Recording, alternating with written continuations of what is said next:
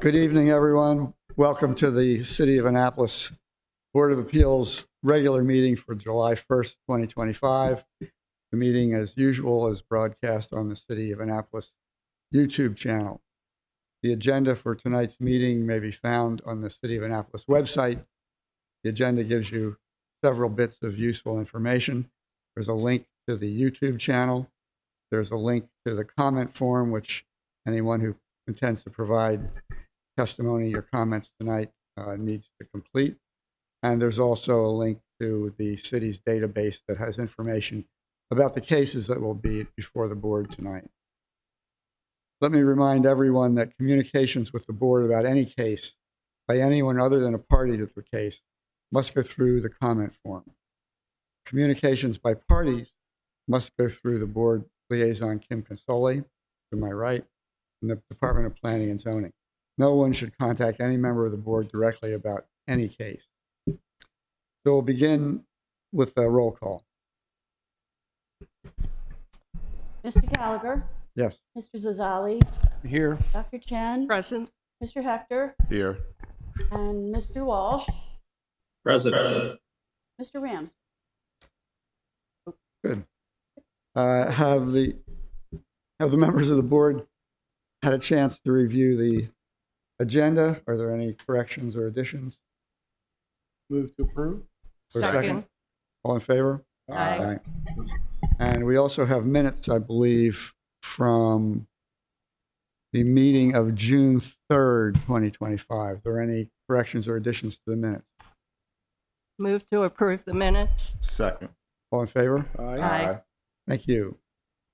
So we'll move to our first piece of real business tonight. We have an appeal, number 2025-001, an appeal application by John Butler involving site design review application SPD 2025-013 for construction of a shed located at 215 Severn Avenue. So can we have the parties come forward to the table?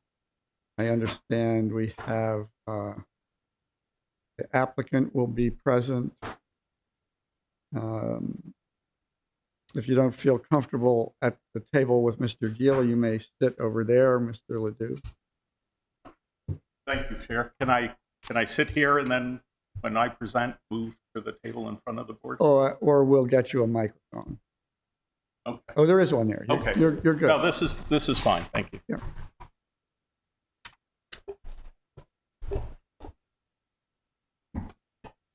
So the director has certified the record on appeal. Are there any issues relating to the content of the record?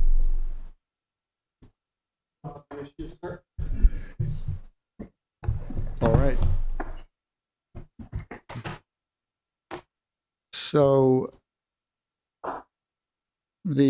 under our rules, the city gets to go first. Will that be Ms. Korace or Kim? Well, this was a site design review project in the R2NC. Anything in the R2NC over, I think it's 188 square feet, requires approval of site design review for residential conservation neighborhoods. So Mr. Ledoux was proposing a shed in the rear of his property. As you could see on the site plan, he has an existing single-story shed, was replacing it with a 1.5-story shed. The second story, I guess, would be tall enough so that he could stand up straight on the second story to be used for storage. The overall, the existing shed right now is non-conforming. It was too close to the property line where it exists today. The proposed shed is to be moved to meet all setback requirements. His property is in the critical area. The overall project was a slight reduction in lot coverage. The shed, we did discuss with him a couple revisions to it. What the residential conservation design standards are mainly concerned with is, preserving the streetscape, making sure that the shed that he's building is consistent with what is in the neighborhood, which with the conditions that we put on, we felt that it was. Most of the sheds that we approve in any district are pretty much placed in the rear corner of the property, right along the property line, as is allowed by code. I don't know. I mean, the property was posted for the required time period. We had a lot of neighbors email in their support for the shed. That's so, and not that what this shed looks like a lot like most of the other sheds in the neighborhood. So we felt that it was an approvable design. Let me ask one question. Did you or someone else from planning and zoning go out and examine the site? Yeah, yes. Okay. I run. It's on my running route. I run by all my projects. All right. So the applicants filed a motion to dismiss the appeal based on the failure of specificity in the notice itself. The decision of the director that's appealed from involves the director's determination that the applicant has satisfied 32 specific requirements under 3 different sections of the code as I add them up. And the appellant's notice of appeal asserts generally that the director committed multiple errors in connection with siting of the shed, but references no specific subsections, how they may have been violated, or any reference to evidence that supports such a contention. So the applicant's motion cites to the standard for specificity contained in 2130-20 of the code. Notice shall clearly state shall state specifically, like something like that. But no one has acknowledged that there was a recent bill passed by the county council that actually changes that language to, that now says the notice shall clearly state the grounds for appeal. Does the city or the Office of Law have a view on which standard applies to this case? The Office of Law doesn't have a position on that. The motion to dismiss can be argued by the parties that are going to object to it at the party that filed. So my understanding is the bill was passed but not signed. The bill says it's effective when passed. So is it the city's view that the bill is effective? I don't know what bill you're talking about. Do you have a specific legislation that you're talking about? And I think, honestly, that's a question for the people that are filing the motion to All right. dismiss and the objection to argue All right. rather than the Office of Law. All right. Okay, so I'm not sure how big a difference there is. I think as we go forward in the case, my inclination would be that the appellant is required to cite each specific subsection that's violated, describe what that nature of the violation is, and refer to the evidence in the record that supports it. But because the law has been recently changed, and I'm not sure, and the new change version doesn't appear in the published code as far as I can tell. I want to be fair to everyone here. So, Mr. Ledoux, let me ask you, if the board's not going to just outright grant your motion as you anticipated. If we were inclined to grant it, we would give the appellants an opportunity to replead because of the change in the law. Now that if we do that, is going to necessarily delay the progress of this case by a month or more. Would you be inclined to withdraw your motion? Thank you, Chair. And let me just start by introducing myself. I'm Chris Ledoux, and my wife, Amy, and I own the property that got the approval in the underlying application. And thank you for hearing us this evening. Mr. Chair, when I filed the motion, I expected the chair to give council opportunity to provide the specificity required by state law, required by city law, and noted on the application appeal. When I saw that you granted over a week for a written response, I anticipated that the response would be something like this. We don't think we weren't unspecific. We think we did enough. However, X, Y, and Z. The response was an opportunity to give the specificity. All right, Last week, I'm telling you that we're not going to dismiss the case without Well, giving a chance to replete. okay, If that's thank what you. you want to do, I'm giving you the opportunity to withdraw your motion. If you no, want I to do don't that- want to. I don't want to delay the case, but I would ask then that you take the motion under defer the motion till you hear the rest of the case to see whether or not we are surprised with some, lack of specificity. We're either going to grant a briefing schedule, a schedule to replead the case, or we're going to go ahead with the hearing. Okay, I don't want to delay, Mr. Chair. Thank you for the conversation. Okay. And I respect your decision, although obviously I disagree that I would ask that the motion be granted. Thank you. So let's see. So, Mr. Gill, you may proceed. As you know, it's your burden to identify for the board each provision of the law that the director violated, in what way he violated it, and point us to the evidence of that. Thank you, Mr. Chair, and may it please the board. We will get into the specifics of particular portions of 2122, 2160, et cetera.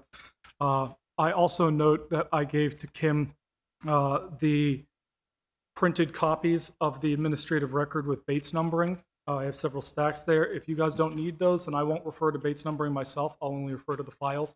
Otherwise, there are copies for the board's convenience if they want to refer to that. So I don't know how the chair wants to handle that document or not. I just want to know before I start citing Bates numbers if I should do so. Well, that might be useful. Let's. I have provided a copy to Mr. Ledoux, of course. Yeah.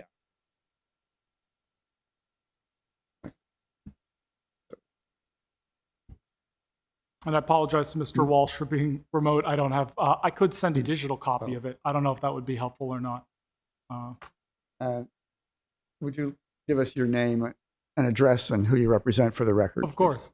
My name is Grant Giel. I represent John and Diane Butler. My business address is at 600 Washington Avenue, Towson, Maryland, 21204.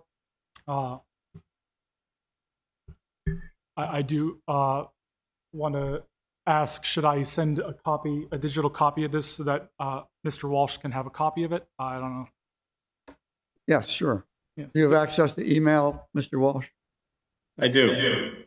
Yeah. I'll send it to Kim so that she can send it to him so that way his email address is not Okay. public. That's fine. Thank you. And while I'm thinking of it, I should make a disclosure. I know John Butler and his wife. They're both active in environmental causes around the city, and I've crossed trails with them multiple times in that context. I don't have any business dealings with them or any other connections with them that I think would affect my ability to try the case fairly. So I have no intention of recusing myself unless someone has an objection. Any objections? Any other disclosure? Mr. Chair, I have to make the same disclosure. I know both John and Diane, but I feel very strongly. I've not spoken to them at all about this case. I do not believe I need to recuse myself, and I can judge this fairly. Thank you. Any objections? All right. Mr. Chair, I too know the Butlers. I've run into them on occasion. I've had no discussion with them on this issue, and it's just be clear that I have I do run into them now and again, but it is not by any means any kind of anything related to this case. So I too would, unless there's an objection, I would feel more than competent and fair to sit on this proceeding. Thank you, Mr. Walsh. Does anyone object to Mr. Walsh continuing to serve? All right, so Tim, you don't need that one. So we can have the benefit of Mr. Gill's stamp. And Kim, I have sent you the email. Okay.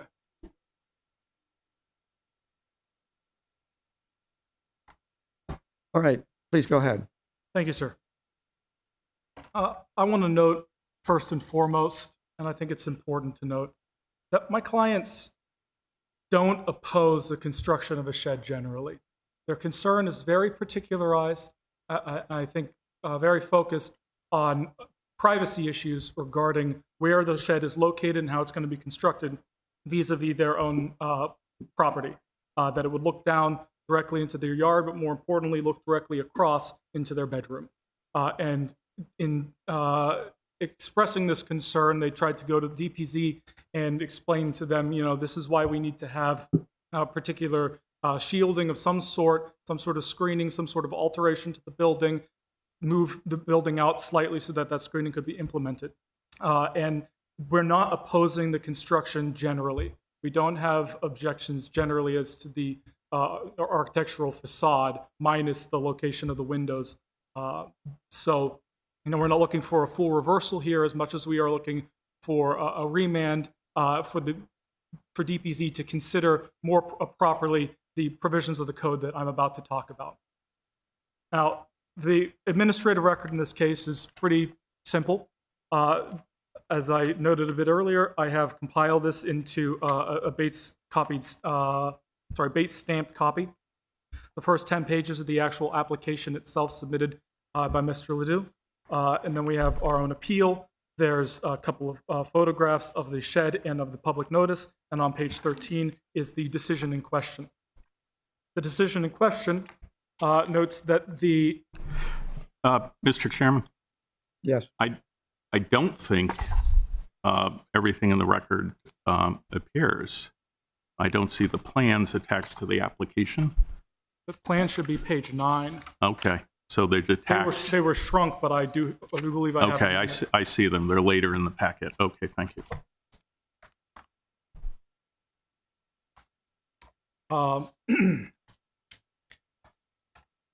The decision issued on May 8th, 2025 states that through the review of the project, staff finds that the proposal adequately meets the standards set forth in Chapter 21.22 Site Design Plan Review, as well as other applicable code sections, which we will address momentarily. And then they apply several conditions to that application. The relevant one here is number 6, that the applicant should consider the neighbor's privacy view worries with the second-story windows that are facing adjacent properties. This decision did not confer any binding requirement on the applicant. It did not confer any specific dimensional changes to the building.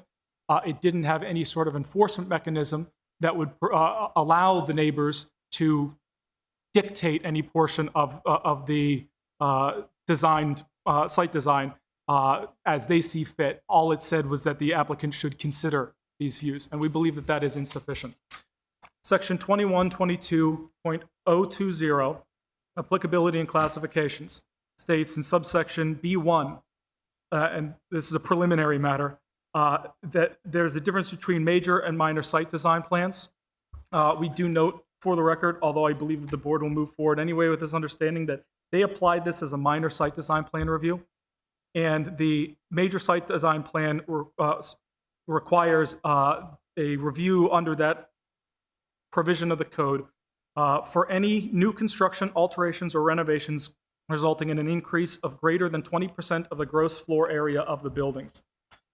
And page 9 of the record shows the actual site plan itself. It shows the existing coverage and new coverage of the buildings. And it notes that the new shed is 312 square feet in terms of square footage for lot coverage. But since it's a 1.5 story and more appropriately 2-story for the purposes of standing building, the actual square footage of this building is almost 600 square feet, which is twice the size of the original shed that's being removed. And we do believe that it should have gone through the major site design review process. That reason alone, we think, is reason to remand.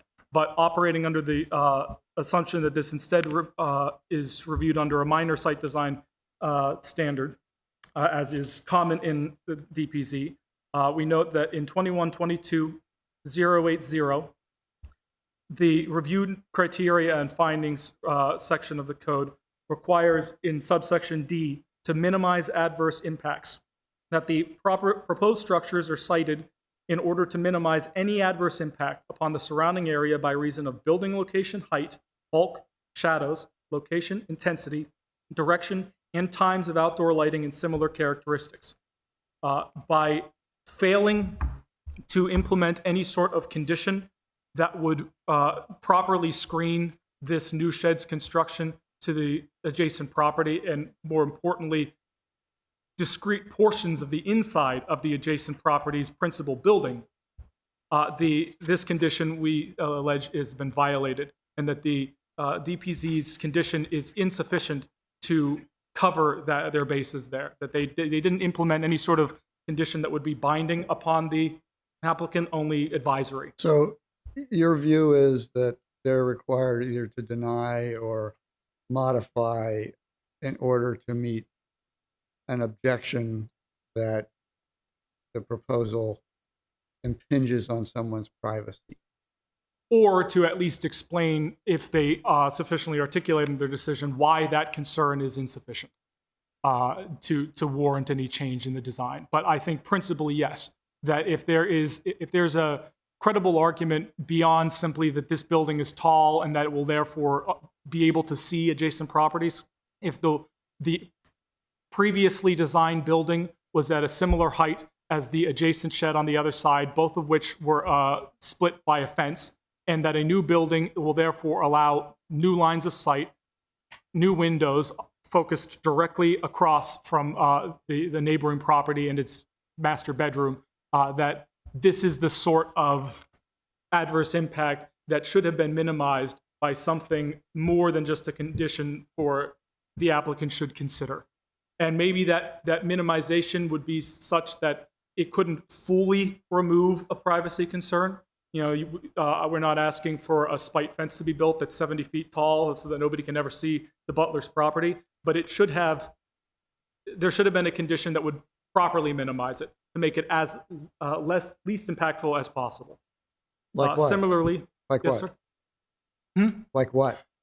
The initial appeal suggests that there could be a movement of the structure by a couple of feet so that there would be an appropriate area to implement screening in the form of foliage, tree plantings that would properly screen the line of sight directly into the neighboring property. Alternatively, the property or the shed could be redesigned so that the windows themselves are not facing in that direction, that there are dormers and windows, as seen in the site plan, that open up on both sides of the shed. It's in a sort of 45-degree angle, and dormers facing out both. It's not actually west and east, but to the left and to the right of the applicant's property, and to the right is where the butler's property is. So if those windows weren't there, or if those windows were facing at a different angle, if they were on a different facade, if they were sky windows, that would be a change to the structure that would not require a movement of the structure, but would resolve the privacy concerns that my clients have. Anything else under D? Nothing under D, but there are other provisions that we think speak similarly to this concern that we have. All right, let's hear about them. 2140-0660 is the R2NC Single Family Residence Neighborhood Conservation District. These are the regulations that are read in tandem with 2122 and relate back to 2122. The purpose of these regulations are in relevant part protection of buildings, structures, or areas, the destruction or alteration of which would disrupt the existing scale and architectural character of the neighborhoods. And subsection 2 of that purpose is compatibility. The general purposes include compatibility of new construction and structural alterations with the existing scale and character of surrounding properties. And subsection C2A for site design plan review states that in full, except as provided in subsection C2B of this section, new construction, including new buildings, enlargements to building size or bulk, or structural alterations to existing structures which have an impact upon any exterior facade of a structure or building, are subject to review and approval, with emphasis placed on facades visible from the public view by the Department of Planning and Zoning in accordance with the provisions of Chapter 2122 Site Design Plan Review, which is the enabling statute, in my mind, of why DPZ is supposed to review subsection D of 2122. And you believe that that section you just referred to was intended to encompass privacy interests?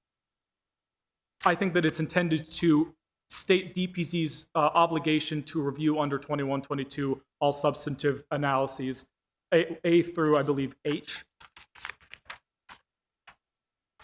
Yes, H.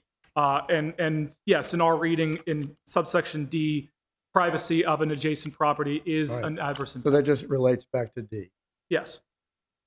So in subsection 2CI, the Department of Planning and Zoning is not expected to approve a design plan until it's made findings consistent with the following guidelines. Quote, if new building structures, structural alterations, or structural rehabilitations, enlargements, or reductions are proposed, the design shall be compatible with the historic character and design of the area and shall promote the existing spatial and visual qualities in the R2NC area, including height and scale of buildings, orientation, spacing, site coverage, and exterior features such as porches, roof pitch, and direction and landscaping.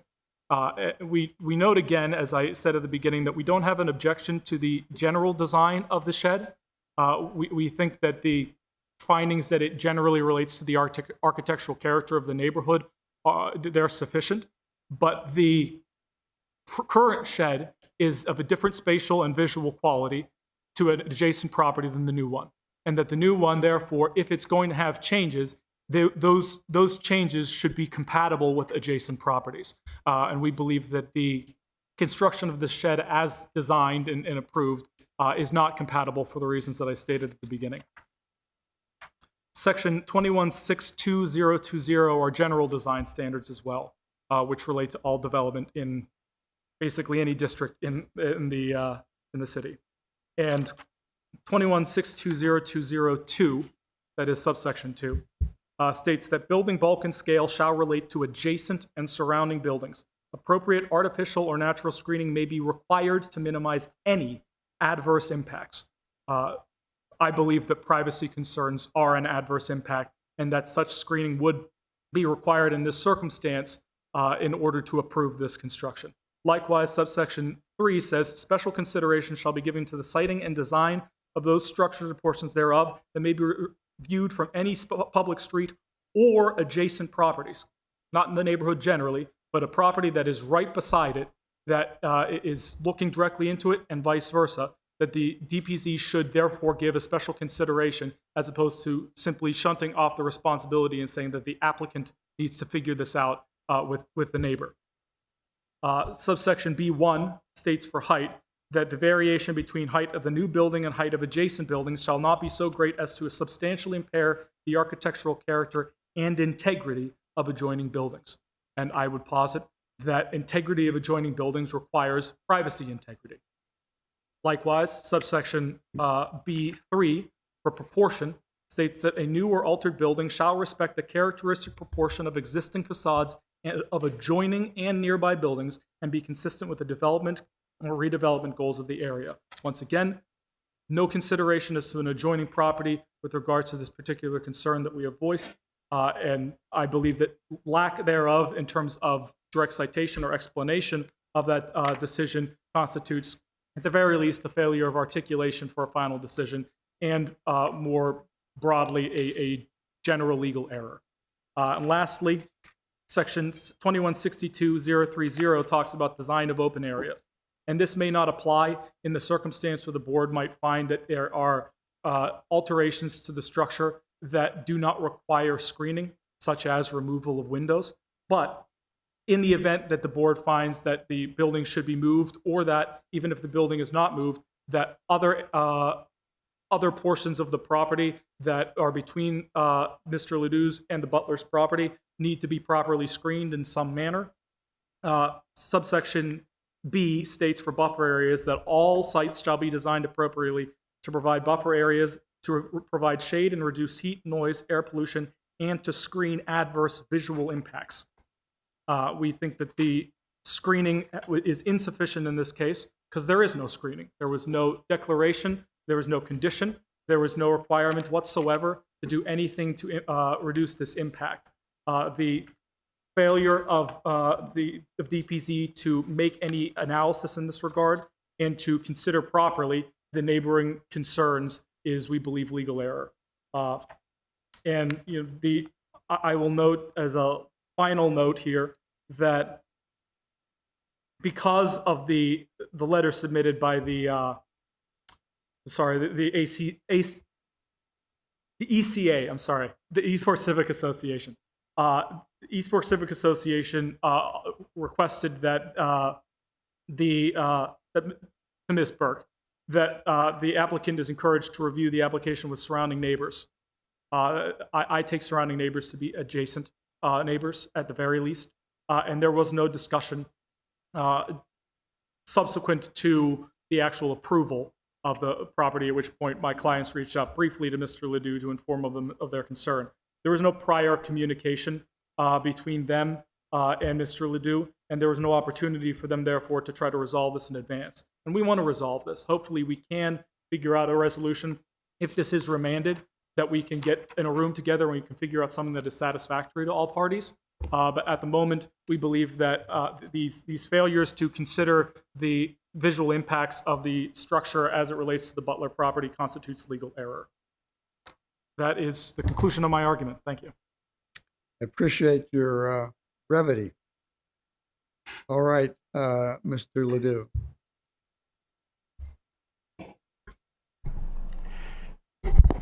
Thank you, Mr. Chair.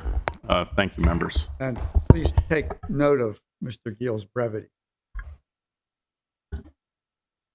Yes, I will, Chair, but also please recognize that I'm the one of consequence here, and I've tried to, without the specificity provided in the notice, I've had to over-prepare, so to speak, and I may have to duck and weave and be a little choppy as some things may not now be relevant. But if you do, I'll get a little choppy.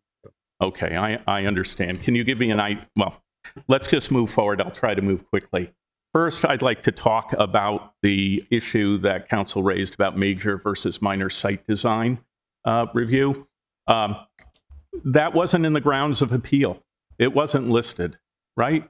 So if I submit an application to the city, I expected the city to say, hey, you submitted the wrong application. Submit it this way. They didn't do that. That's not in the record that they came back and said it was different. The consequence, I'm not sure. All of the sections he cited would also be part of the same review. So I don't think that's relevant. So I want to address this appeal from three perspectives: the facts, the law, and common sense. Let's start with the facts. We're discussing a storage accessory structure, a shed. The shed structure meets and exceeds all yard and setback requirements without any variances or any administrative adjustment. The director said so in his summary report. The shed will have no plumbing, no heat or air conditioning, no sewer connection, insulation or drywall. There is no provision for human habitation or living space whatsoever. It is not an ADU. We said so in the application. In addition, the second floor, the ceiling, is not high enough to code to ever become living space. This is all shown in the plans and the record that was available to the planner in making these decisions. The new shed structure is generally in the same location as the existing shed, which today is right up against a fence on the property line.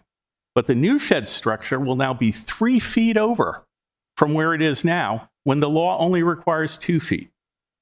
As you can see from the cover sheet in the plans, which shows the map of the site, the structure is positioned to align with our driveway and to align with the building lines of our house. This allowed us to give an additional foot of setback to the appellant. The record shows the structure is only 12 feet by 26 feet. It is only 16 feet 2 inches high when the maximum height is 17. This is a very modest structure. Sheet 4 of 5 of the plans in the record show the dormers. The rear elevation is the side that faces the appellant. The dormers are designed for some headroom, and the windows are to provide light and air ventilation. The dormers are set back 4.5 feet from the edge of the roof on each side. The dormers are only 17.5 feet in length. The 3 dormer windows are then set back from there. They begin 4 feet at center from the start of the dormer. The windows are only 2.5 by 3 feet. The height measured from the top of the windows is 13 feet inches from grade. Inside, the dormer's windows are 5 feet off the floor, as shown on the plans. They will not be at eye level. Most people will have to bend to look out the windows. From the photos submitted in the application, the record demonstrates that there is already natural and artificial screening from an existing 6-foot high fence that will screen the first level of the new shed. That will remain. On the other side of the fence is the applicant's uninhabited shed. It has a near flat or low pitch roof. It is 10 feet tall, higher than the fence. The appellant shed is higher than the cornices of the new structure, which are 9 feet. The appellant's 10-foot high shed will run 15.5 feet across the 26-foot length of my shed, more than half. Then there is a large mature holly on the appellant's side of the fence. It is at least 20 feet tall and at least 9 feet, if not more, of the branching will screen the new shed. There are also overhanging branches from a neighbor's deciduous tree. So there's already screening at the site. Mr. Chair, I've handed out 4 photographs to serve as demonstrative exhibits. I'm objecting to that. This is an Excuse me, counsel, if I can just finish. Well, no, not No? if you're going to submit that as No, I'm I- objecting. You want to respond to the objection? Your rules allow for the submission of demonstrative exhibits to show the context of the site in the neighborhood. I included that in the list of potential things I would submit pursuant to the rules. Yeah. They're not evidence, they're In demonstrative. appeals cases that Are on the record, I are on the understand. record. Let's try this. Kim, have you had a chance to look at these photos? Yes. And is this roughly what you observed when you went out there? Yes. Okay, so in that sense, they are part of the record. We'll admit that. Thank you. So I won't spend a lot of time on the photos, but if you could take a look at the first one. The first one is a picture, obviously, of the existing shed. Now, remember, the new one is obviously going to be taller and further forward. You know, I'm not a civil engineer, but off measurement, where you see the orange umbrella is roughly where the new shed is going to start. If you look at the site map in the plans, you will see that the new shed comes forward more than from where the existing shed is. You can see the holly. If you look at the second page, that's towards the back. That's the neighbor's deciduous tree. It also has a low holly off the back. There are no windows on the side that will face the neighbor to the rear. The third picture is a bird's eye view. The bird's eye intended to show you both the location of the appellant's shed, the fence, the holly, and the overall screening. So you can see there's already screening on the site.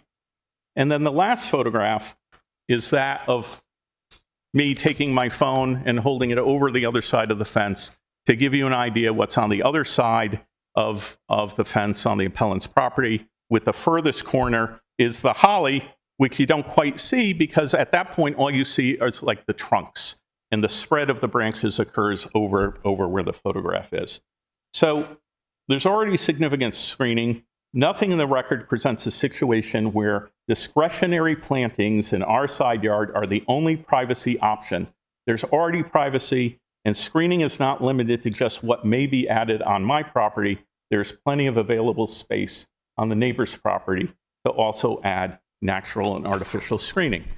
But now, let's talk again about the side yard. Again, the side yard is moving back 3 feet from where it is now, but the shed structure will be some distance away from the appellant's property, approximately 60 feet from the house. The shed will be 60 feet from where the appellant's house is, where the bedroom windows are. It's next to the uninhabited shed,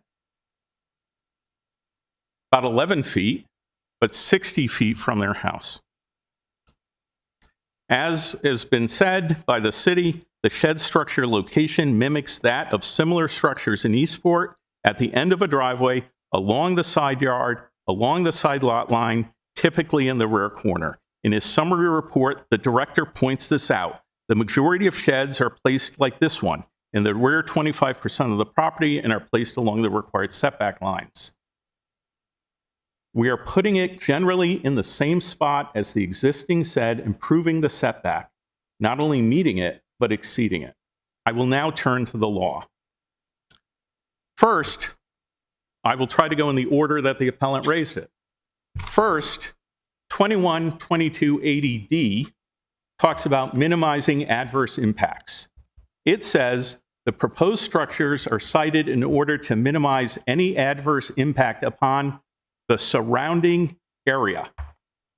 The surrounding area by reasons of building location, height, bulk, shadows, location, intensity, direction, and times outdoor use lighting characteristics. Now, of course, we all live in the area, but this is talking about area impacts. We address this in our application. It's in the record. The structure location does not in any way adversely impact the surrounding area, being set back significantly from the public way. There are no adverse impacts to the area, no interference with pedestrian traffic at the sidewalk, no interference with vehicular traffic, no distraction, does not add to traffic congestion, does not add strain on street parking, does not add to public facilities, does not endanger public safety, does not encroach or interfere with any public space or public open spaces. It is not inconsistent with the master plan, does not alter the essential character of the area. There is nothing in the record to suggest otherwise. The appellant did not submit anything in writing, public comments, or otherwise that establishes adverse impacts to the surrounding area. The appellant did not raise area impacts in their grounds for appeal. Now, 2162.020, paragraph A2, well, hold on. Sorry, I've got to weave a little bit here.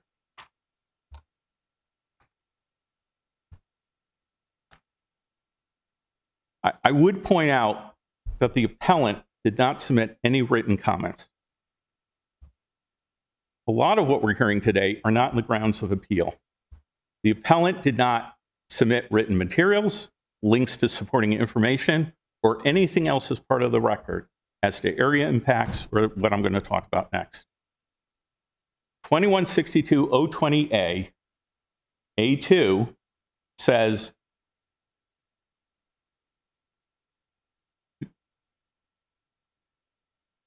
building bulk and scale shall relate to adjacent and surrounding buildings. Buildings. Appropriate natural or artificial screening may be required to minimize any adverse impacts. Another paragraph, which council raised, A3,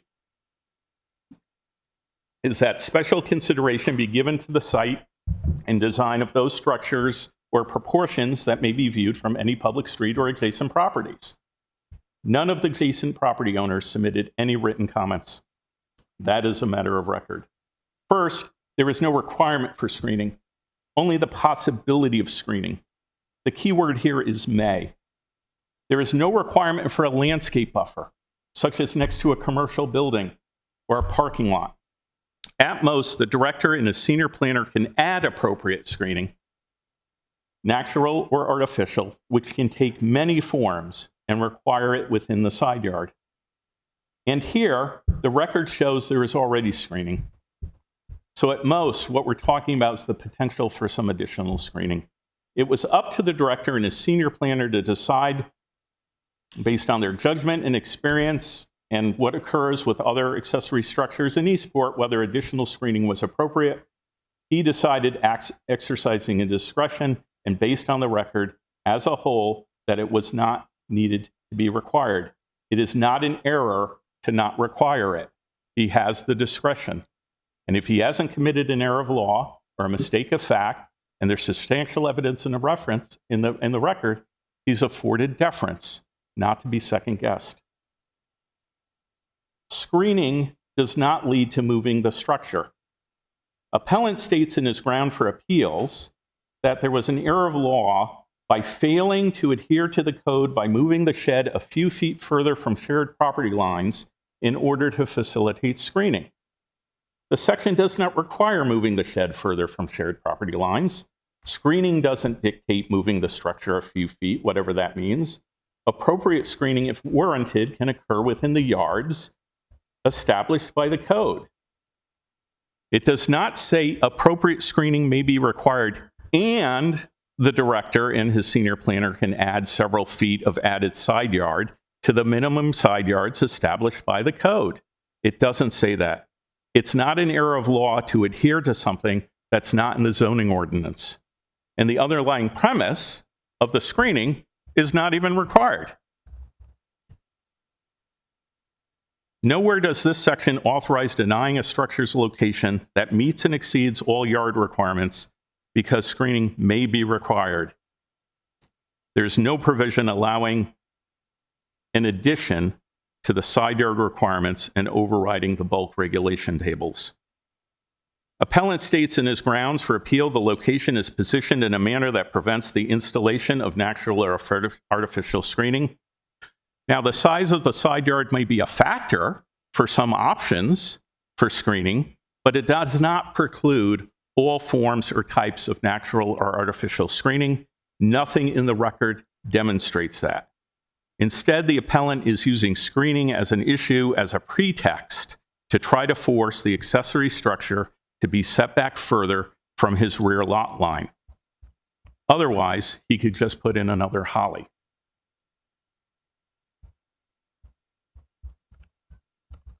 Now, the possibility of maybe appropriate natural screening applies to building bulk and scale.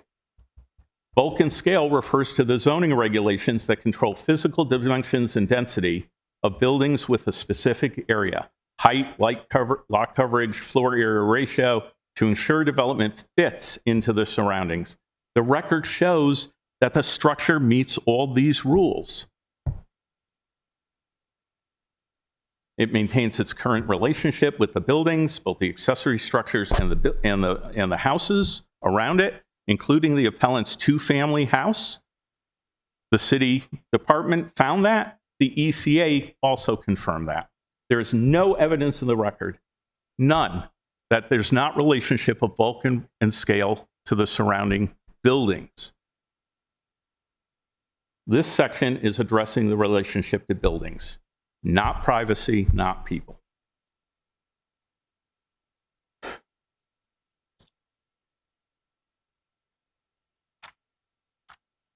Sorry, I'm just trying to No, you're fine. condense my You're doing presentation. fine. Thanks. What's that? You're doing fine. Okay, thank you. If the director and his senior planner had decided screening was required here, this would be setting a very low bar and would be setting a very significant precedent of consequence to Eastport. It would be, in effect, creating a de facto landscape buffer requirement for accessory structures in Eastport, where this shed is placed, as the director said in his summary report, where these things are placed on lots in Eastport. Now let's talk about adverse impacts. Now the section provides that appropriate natural or artificial screening may be required to address bulk and scale impacts. I point out that 2172 defines adverse impacts. It defines adverse impacts as related to water and wetlands. But 2172-10A also says, when we look at the definitions in section 21, that the definition is to apply, quote, shall be observed and applied except when the context clearly states otherwise. And it does here. It does here. We're not talking about wetlands or water. The context here is adverse impact to adjacent and surrounding buildings. The new shed will not affect buildings. It will not impact the availability of light or air to his house or his shed. There will be no amplified sound needing to be buffered by screening, like when restaurants are close to houses. There's no parking area such that headlights need to be screened. There's no kitchen exhaust blowers or big fans on the roof that require screening to act as a windbreak. There's no effect. Buildings aren't affected by aesthetics or windows. Still, this isn't a monolithic cinder block building needing screening.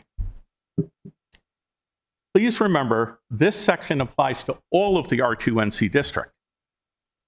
It applies whether you're building a house, an addition, or an accessory structure.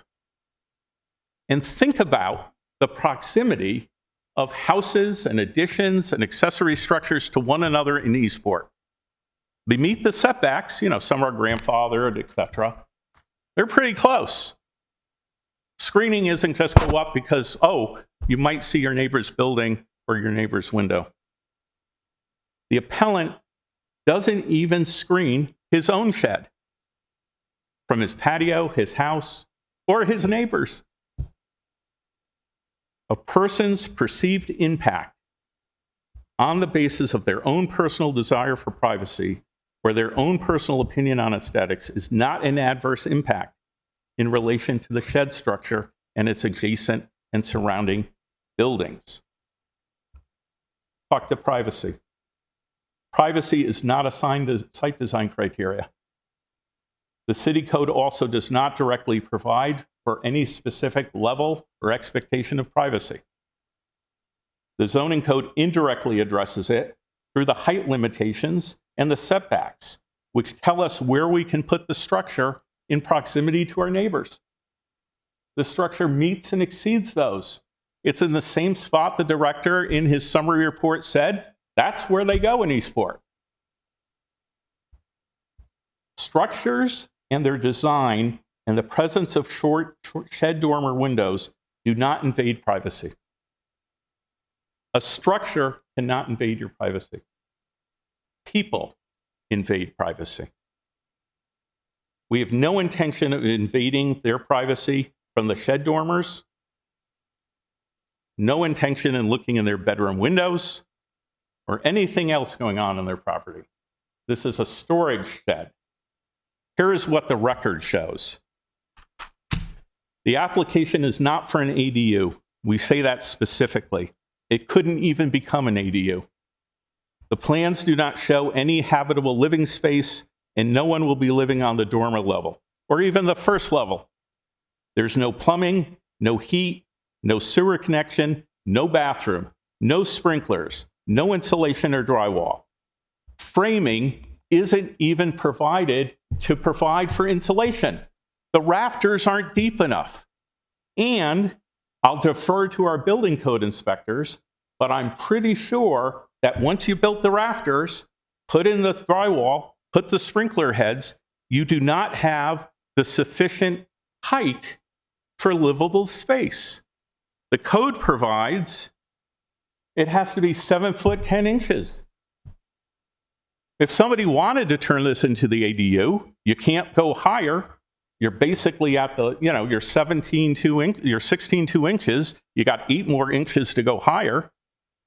The city would probably say, take out the stairs, put in a pull down door, and that's your attic. And then if somebody's living on the first level, I guess there's no concern because they're not looking out the dormer windows, which again are 5 feet from the, you got to bend down. This is what the record shows. A professional planner sees this when you look at plans. There is no reason to say screening is needed here. The dormer level is intended to be used for storage visits, which will be limited and periodic. In addition, the plans don't have to show what's going on inside the building, but we do. The plans show that we're going to have the builder build storage racks for bins that are going to be in front of these windows. They're still going to let in the light, and if we need to open one on either side for air ventilation, like in August, you know how hot it gets. But now you're going to have to bend down, and you're going to have to look through bins. Come on. Nothing in the record supports, I know it's real to them. I'm not dismissing that.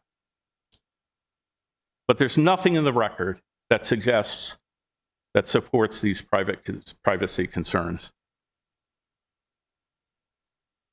In addition, like planting a tree on their side, there are some things the appellant can do if this is of real concern and they don't believe us that we're not going to be looking out these windows.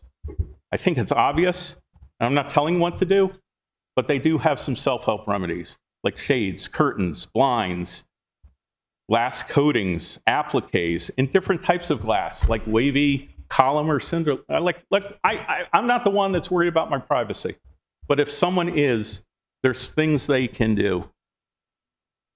And we're telling them right now, we're not going to be looking out the windows at them. I mean, I don't understand. The appellant's worries, conjecture, and speculation that their privacy will be invaded is not a reasonable basis for the department to deny the site design review application's location or to require screening. Now, the other thing in their ground for appeal is they say, alternatively, DPC failed to adequately assess the impact on adjacent properties or implement any meaningful condition. He objects to the condition of the approval that says applicant should consider the neighbor's privacy view worries with the second-story windows that are facing adjacent properties. I'm not sure about the logic of objecting to the director and his senior planner conditioning it on asking us to consider things we can do to allay these concerns and what things we can do to try to assure them and mitigate. And this is not error. Nothing in the code prohibits the director and senior planner from seeking voluntary cooperative efforts by willing applicants. The appellant seems to be suggesting, from the language I've heard from counsel, that the director and senior planner should have leaned on me and that the department used moral suasion that would have been wrong. We are entitled to be treated fairly here.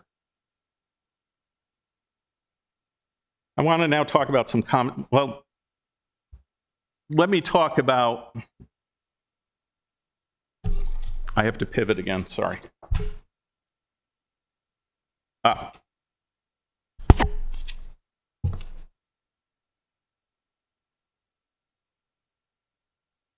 Sorry, I'm trying to remember the other section he raised, if I can have a second.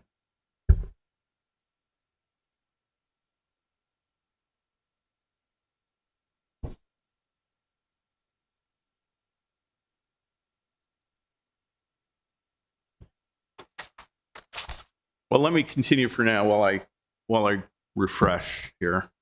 Let's talk about common sense for a minute. It seems the focus is on the dormer and really the windows, because this is apparently all about a concern about privacy arising from the shed. No one lives in the shed, and no one will live in the replacement shed. A privacy concern arising from visits to the shed to get storage items, holiday decorations, a ladder, some tools, seems to be entirely overwrought and fundamentally misunderstands the use of a shed. In Eastport, we all look out on each other's houses, accessory structures, and backyards. We have all chosen to live in an intensely developed urban city with close lots with minimum setbacks established by our comprehensive plans and the city council. Seeing each other's property is expected. This is commonly encountered. This is not an adverse impact. It's not adverse. It's an intended consequence.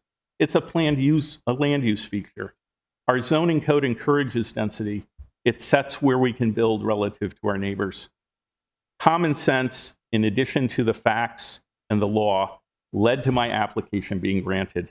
The use of an uninhabited shed will in no way affect the privacy of any party, nor could it reasonably do so. Counsel, can you assist me for a minute? Was it 2162-040 or it was 2122-080 you were referencing? Well, I referenced several. Uh, I think, I've got 2122-80D. are you asking for clarity on what I cited, or are you asking for clarity on what you haven't talked about? Because I don't know what you're going to talk about. Okay, never mind. So, Chairman, I seem to have lost a little bit of pace. Which code section haven't I addressed that he's raised? I'm not sure. He raised 2280D, 214060, 2162, 20A2, 3, B1, and 3. This is a little bit the consequence of the lack of specificity, but thank you. I may So, proffer I'm- to satisfy that. I think you have not addressed 214060. I don't recall you discussing that. Maybe that's up to you, but that I believe you have not said anything about.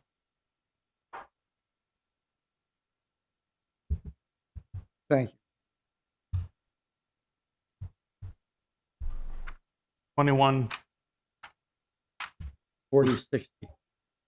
Okay. Thank you.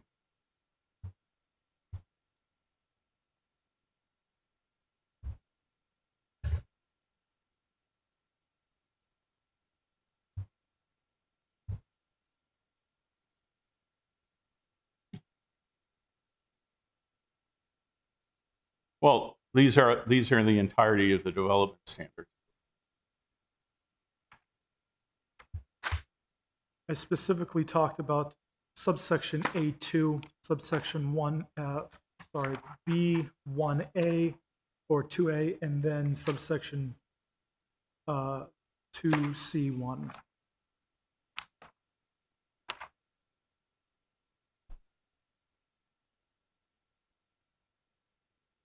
Well, I'm not following. Could you remind me of the topics, please? I'm sorry, I have a little bit of a disability.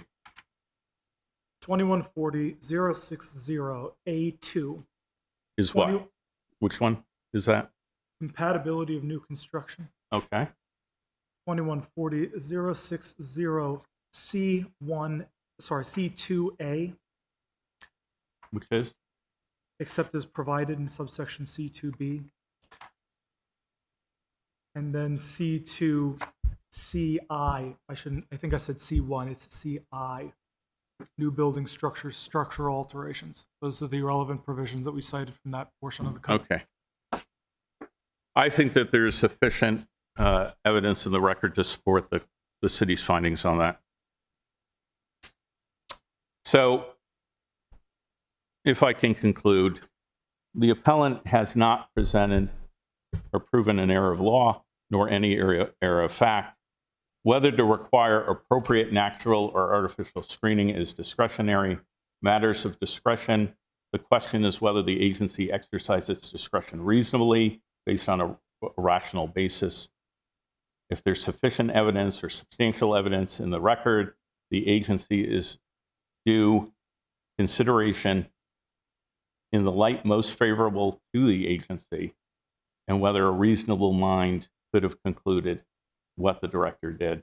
There was substantial evidence in the record as a whole at the time of the decision to support the approval. Nothing in the record suggests otherwise. Still, the director and the senior planner did consider the appellant's privacy view and worries. Under another section of the code, 2162.040, it did consider planting. Those plantings refer to the front of the property of the adjacent street to address the concern of the ECA that there was mass perception.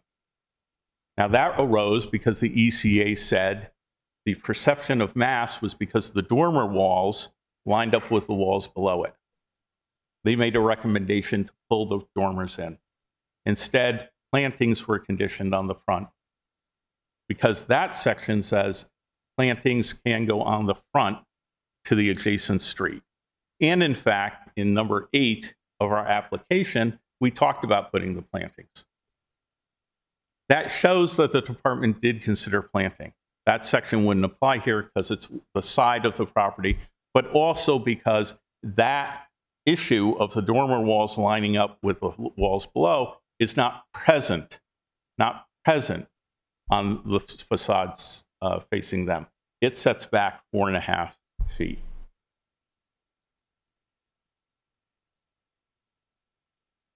The appellant concedes the director and his senior planner considered their concerns.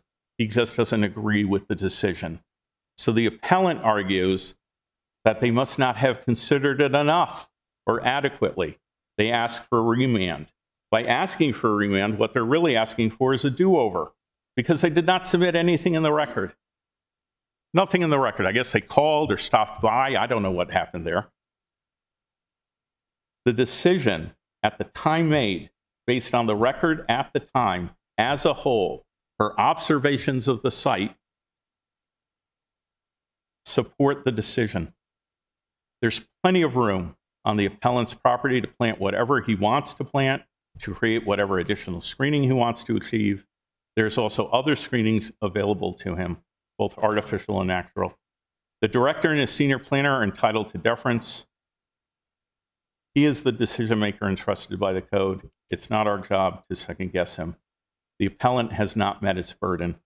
I hope this testimony reflects the careful consideration we have given to our plans and the relevant code sections, that we met every rule, no variances, no adjustments. We accept the condition to continue to consider.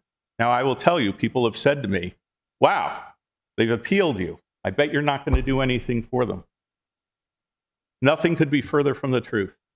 My wife and I have acted in good faith at every stage of this, and we will continue to do so. And while I'm very disappointed in my neighbor, I mean, I am human, my commitment is to Ms. Burke and to the director. And we are considering things, and we're developing, and we're doing our due diligence, and we will continue to do so. And maybe we'll even end up surprising them. And we will go back and get feedback from them, etc. But I hope this testimony provides you with, frankly, I thought we were going to get an award for not building a larger structure that you see popping up, meeting every setback and rule and not requiring a variance or coming to the board asking for this or that. I ask you to deny this appeal, and thank you for your time and attention. And Mr. Chairman, I'm happy to pause here, but I also listed on my witness list opinion testimony from former Director John Arison to speak to this. I'm not sure how that would help. We'll see. Any members of the board have questions?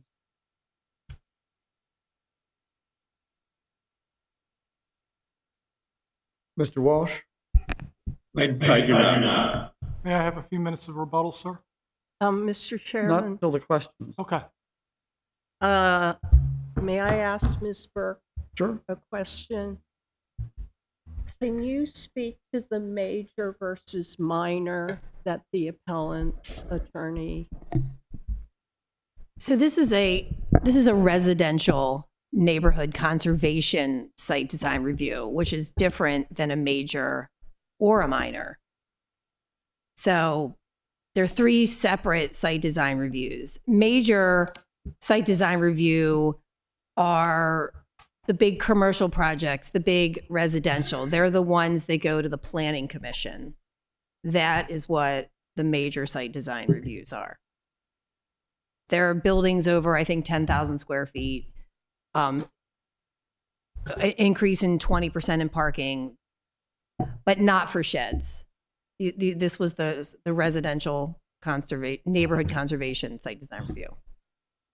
So you would say then that the calculation that the attorney mentioned is just not, That's applicable to major site design, which this is not. which this is not. Okay, thank you. Thank you, Mr. Chair. All right, Mr. Hector? Any questions, Mr. Ramsden? Yes, Mr. Chair. So I have a question for council, really specifically rooted in the contention of adverse impact. So is it the contention that anytime a structure is built, that a visibility, a line of sight from the built environment into real property constitutes adverse impact? I don't think necessarily so. It depends on the other building. It depends on what the other building is being used for. I do think that the code requires special consideration, as I noted earlier. I think that is in some way a factual analysis. If, for instance, the neighboring property is an abandoned lot and it had an empty warehouse, technically you could construct a building that would look into that empty warehouse, but there wouldn't be anyone there to have a privacy concern. If there is a building that doesn't have any windows on the opposite side, there is no concern there because nobody can see into that building. If there's a building that has a bunch of natural trees or natural landscape features, I don't think merely being beside an adjacent property necessarily is going to have privacy implications. But in this circumstance, there are factual considerations where those privacy considerations are, I think, quite clear. And they are easily demonstrated with the locations of the buildings, both on the subject property and the neighboring property. Okay, thank you. Ms. Burke, when in your analysis, and you're conducting your analysis of adverse impacts, which in my view, your analysis weighed appropriately, have you in the past considered line of sight considerations from residential to residential properties and ever made a determination of adverse impacts for any specific reason? We typically look at stuff like that when there's a setback issue, like if somebody's asking for forgiveness for a setback, if it's a residential abutting a commercial, when like screening is required, but not from neighbor to neighbor. Understood. So when someone is asking for more, so for a variance, for example, if they're going to depart from code, then that's when line of sight can begin to constitute an adverse impact. But if it's compliant, then it's usually not a consideration. If it's compliant, then I have never made a condition of screening for something that is compliant with the code. Understood. Thank you.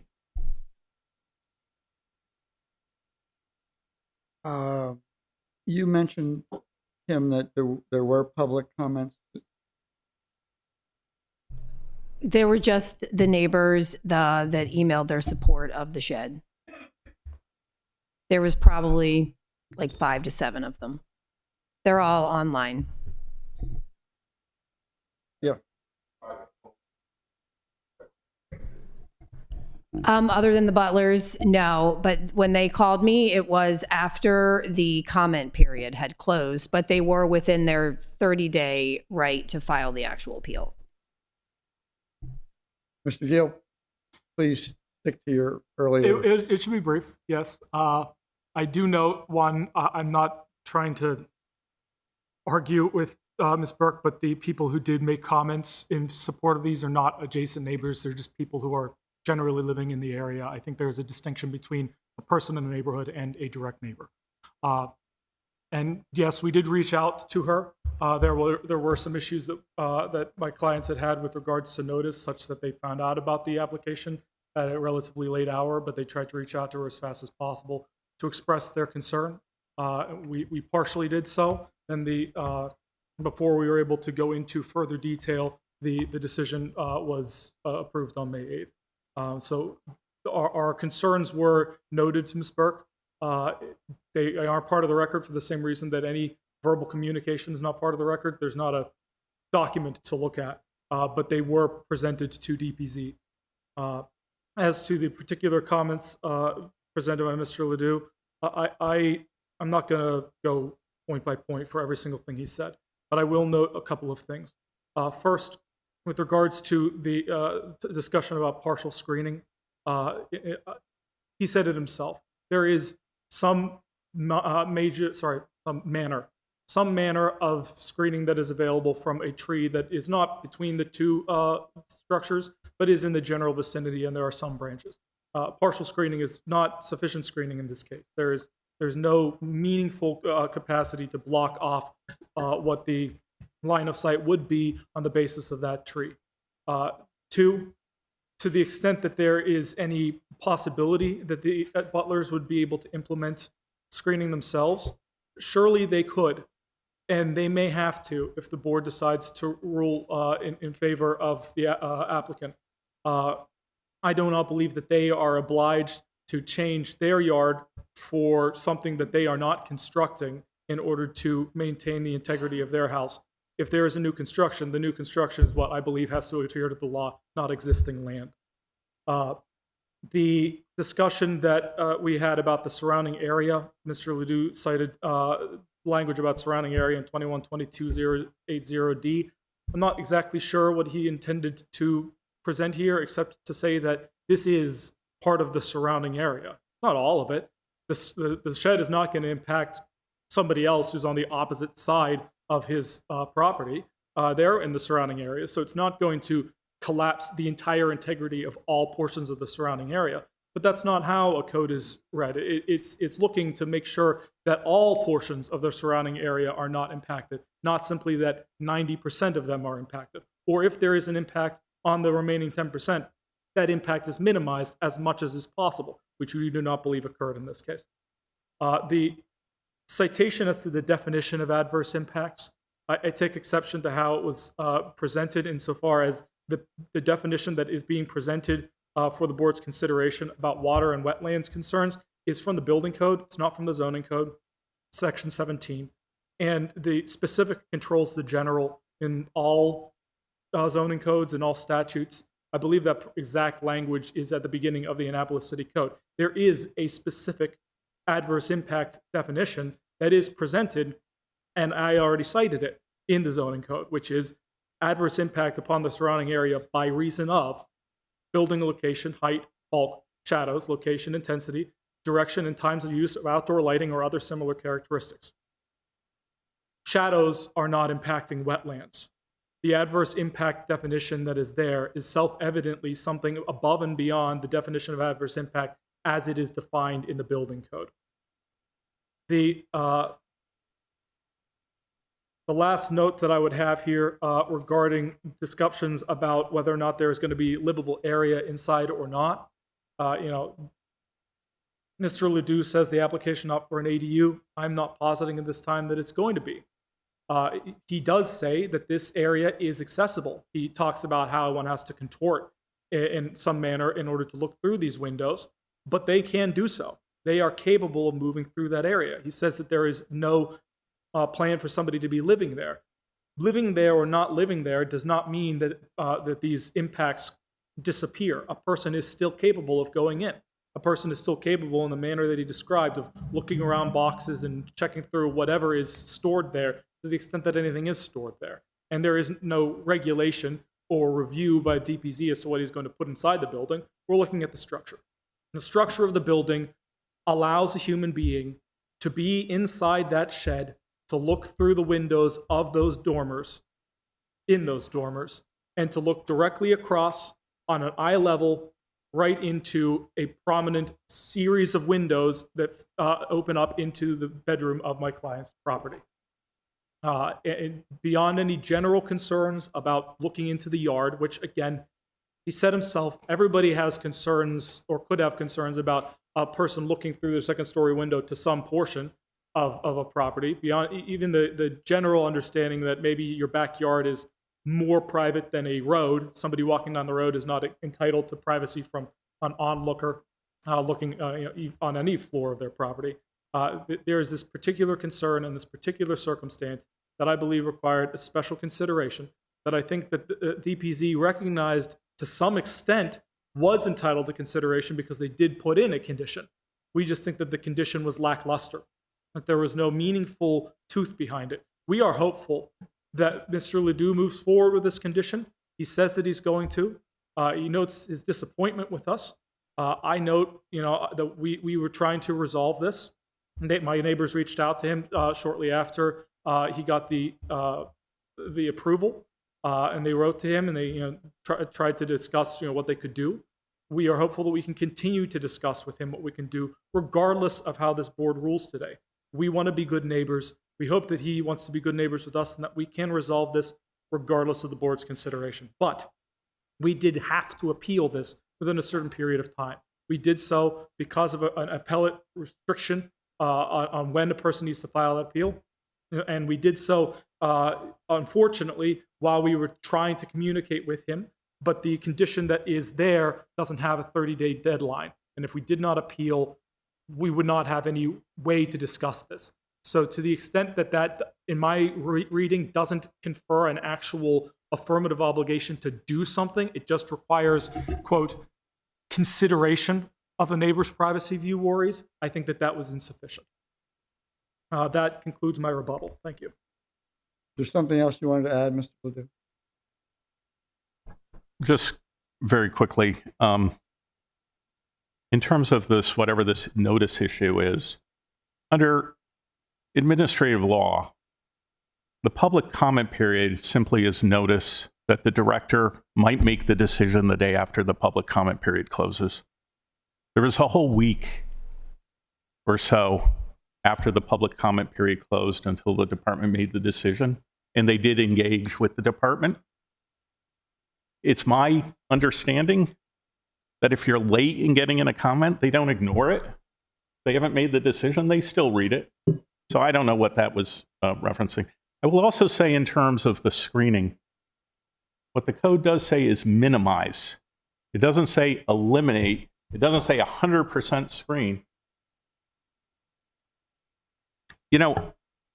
I will say this. They did send an email about a particular one thing that they were suggesting. We looked at it. We didn't want to come back and just say, that isn't going to work. I won't get into it, but it wasn't going to work. What we are working on is a comprehensive approach, not just screening, but a whole bunch of things we think we can do that will help, including maybe coming to them and saying, hey, let's work together on your side and our side and this and that. And we were working on that because we wanted to come back with a proposal. And we get the appeal. It's okay. It's their right. And I am going to still operate in good faith. I really am. And like I said, I think they're going to be surprised. But we have this stay. And so talking to people and going back to the city and saying, hey, what do you think if we do this? What if we need a little minor modification to do this and that? Everything was stayed. So we'll continue our efforts. We will comply with the condition, and there's nothing in the record that says we're not. Thank you. City, have anything? Any questions from the board? We ready to deliberate? Christian, would you like to do the honors? This is an appeal. No. Well, I will start off by saying that yeah, and having been served on this board for 15 years, my patience is deep. I understand the public's need for this forum. This case in particular strikes me as not a good use of this board's time. I understand there's a time constraint to get this, if you don't want to lose your right in the 30-day window to appeal. But the appellant's argument over privacy at 60 feet to an unoccupied shed with a 5-foot window is strained at best. I mean, it is offensively strained, in my personal opinion. Okay, my own neighbor, I've lived in my house for 30 years. My neighbor, after 30 years, got a conforming permit to add an addition to his house that put his house 17 feet, 9 feet from my bedroom window. His bedroom window is 17 feet, 9 inches from my bedroom. By right. No appeals, no complaints of privacy, draw the curtains, et cetera, et cetera. You live in Eastport, there's no expectation of 60 feet of privacy from a shed. I wholly find the application to remand has not met the burden. There was no error in fact in the law, in my opinion. Thank you. Mr. Walsh? Mr. Chairman, I have to agree with Mrs. Zali on this one, that I just find this, while I understand that you have a timeline that you have to act within, I find it unfortunate that the parties couldn't have this discussion ahead of time to find some amelioration to their issues. Clearly, they told us repeatedly that they would prefer and would like to do that. I would strongly encourage them to do that. But in terms of how the decision was made and the context the laws provided, I think this is that I would support the director's and the senior planner's decision on this. Dr. Chen? So, Mr. Chair, I have in my time on this board seen planning and zoning use plantings for bufferings, that this is something, it is a tool that they use to try and help neighbors get along with neighbors. But I do understand that it's not a requirement. It's a nice tool. I am struggling to find an error in law here that would support a remand in this case. I live in Eastport. It is very dense. I myself put up a garage similar to Mr. Ledoux with windows that look into my neighbor.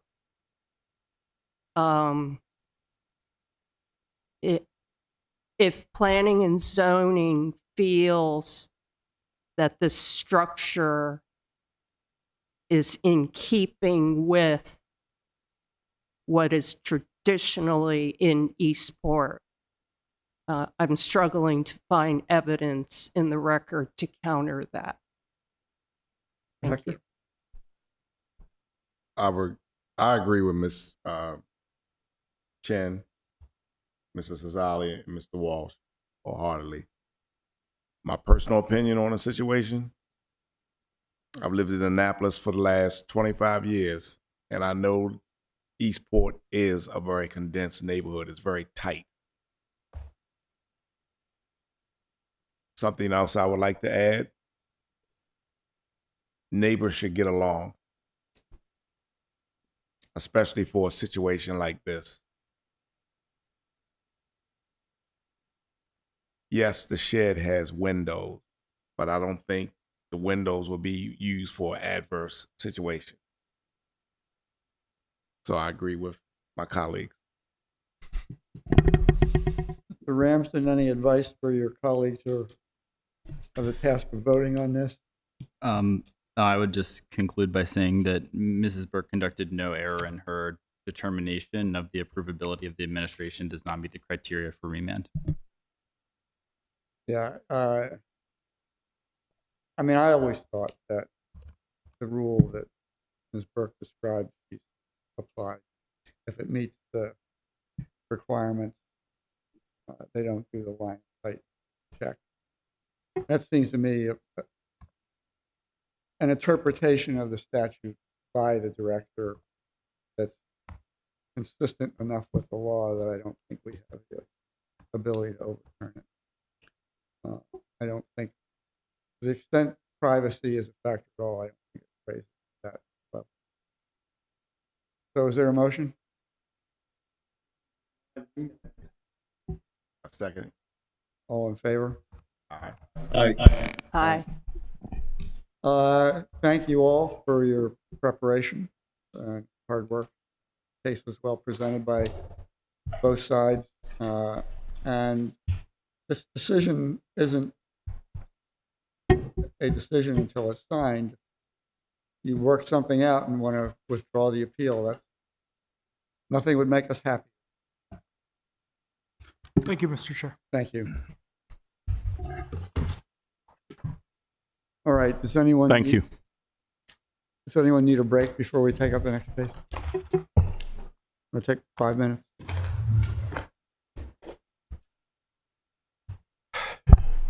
We'll cover all of it. Mr. Gills, you're from New York. You have time to go.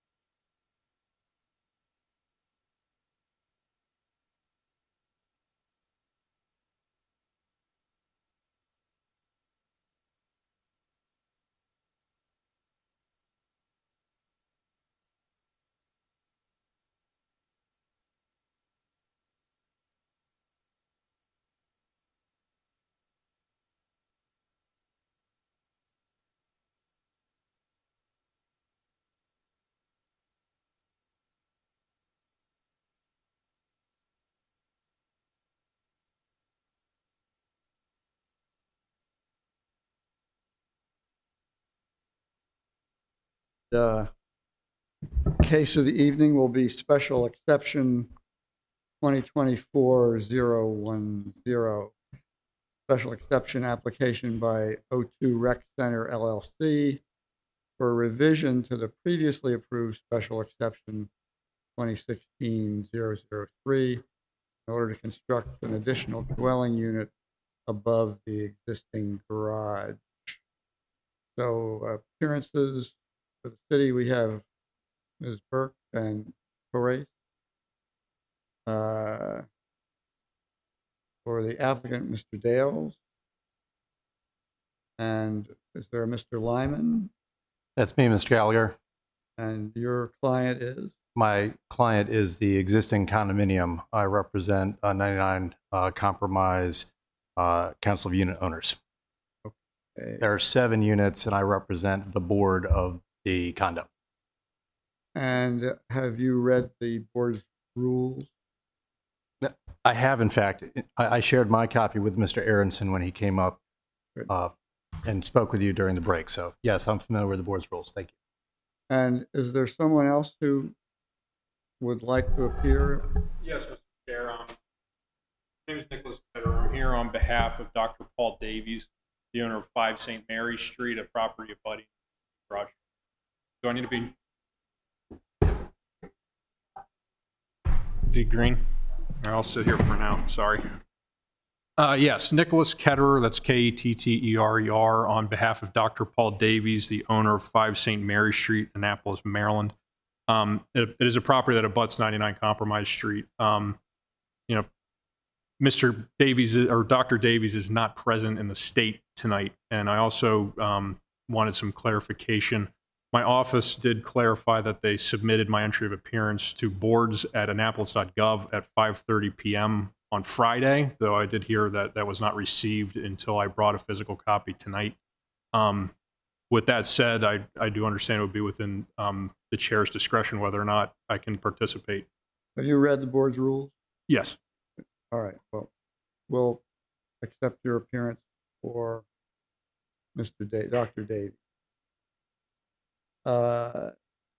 Okay. So, Kim, would you like to begin? Sure. Kim Burke, City of Annapolis Planning and Zoning. As you stated, this project is what the city considers a major revision to the approved special exception 2016-003, which approved 9 units for this location within the existing building that was the rec center. The applicant only built 7 units within the rec center.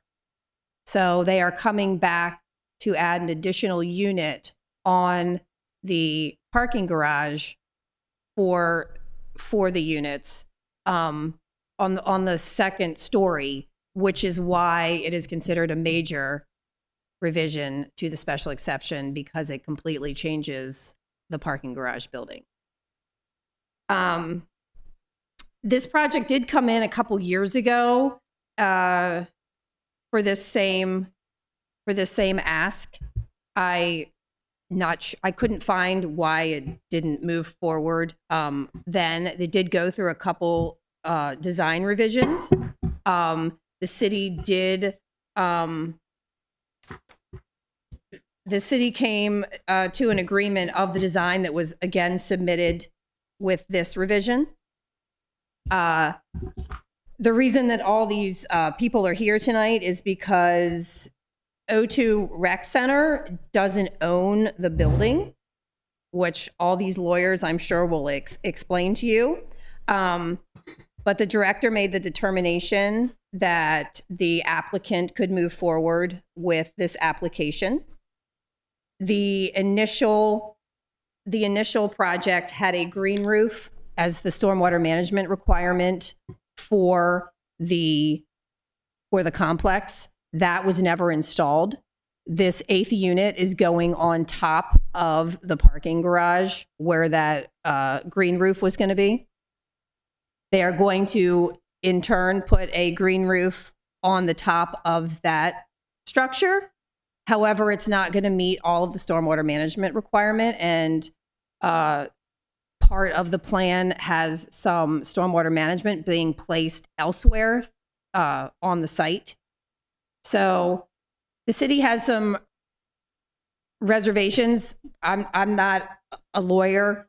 There's a lot of things that concern the city, which is why there's so many conditions of what rights the applicant has to do anything other than what is on the top of that structure where he did hold his buildable right. So a lot of the conditions are based on a lot of agreements of, you know, when the construction is going to happen, if there's anything that's going to be done outside of the top of this structure, it's going to have approval from the unit owners. There's a whole list of things that would make the city feel more comfortable with this project moving forward. But as far as the design is concerned, the city is happy with the design of it. One of the public commenters mentioned something about citations for previous infractions. What can you tell us about that? I'm not sure there's an actual citations. There is a outstanding list that I think was in your documents. It's a letter from Drumloika that said that they agreed to all of the outstanding issues that Public Works has with this property. None of those, I checked with Public Works, other than the storm grates, I think it was. Other than that, every single one of those issues has not been addressed. They are keeping, the Public Works is still holding the bond from the initial 2016 grading permit for the installation mainly of the green roof. And hopefully they will have to revise that grading permit as one of the conditions of this project also. So under the original special exception, the only green roof was on the parking garage. And now do I see is there, in the current proposal, is there any green roof? Yes. On the rec center? No. No. It's on the parking garage. Correct. However, the second story is stepped in, so it's not the same size as the parking garage, so they have to make up the stormwater management that they can't meet on that roof elsewhere. Is there any, so it's not on the second story roof? It's No, I think the- it's proposed to be in front of the existing building in an existing planting area, which is one of our conditions that would have to receive approval from the owners, or that would have to be met elsewhere on the roof. And is there a reason why that wouldn't be on the roof of the second tier structure? I just don't know if they have the room. I mean, I don't. Okay, but That's more for our Public Works Department to work out. Not part of the plan. Right. All right. And let me ask, based on the information provided to the board so far, I see there's this discussion back and forth between planning and zoning and Mr. Dales about ownership or the right to do this. And there's a reference, and the planning and zoning originally concluded they were not entitled to apply, and changed their mind when the Office of Law issued a letter saying they qualified. But we don't get that letter. Why is that? I don't think there's an actual letter. The director sent an email to Mr. Dales saying that the director of planning and zoning sent an email to Mr. Dales saying that he could move forward with this. In that email, he stated that he was going to write a letter, but he did not. Okay. So did the Office of Law opine on this issue? We did opine on the issue, however, with the caveat that it's outside the scope of the Office of Law and respectfully the Board of Appeals to decide the ownership issue. So it would be our position that the parties would have to resolve that outside of this forum to be able to determine who actually has that ownership right. But, It's not- but you were given the green light to go ahead and build it. No, we didn't say that they could build it. We said that they had a possessory interest to apply for the special exception.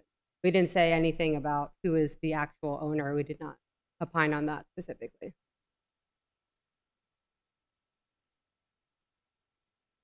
So you haven't concluded whether they qualify under the code to file an application, or you have? And the Office of Law did advise the director that the ownership issue is outside of the Office of Law's scope, and that should be something that the parties figure out. And once that's figured out, then they can reapply and provide the information that shows one way or the other who has that ownership interest. But that's not within our scope to decide. That's for a court to decide.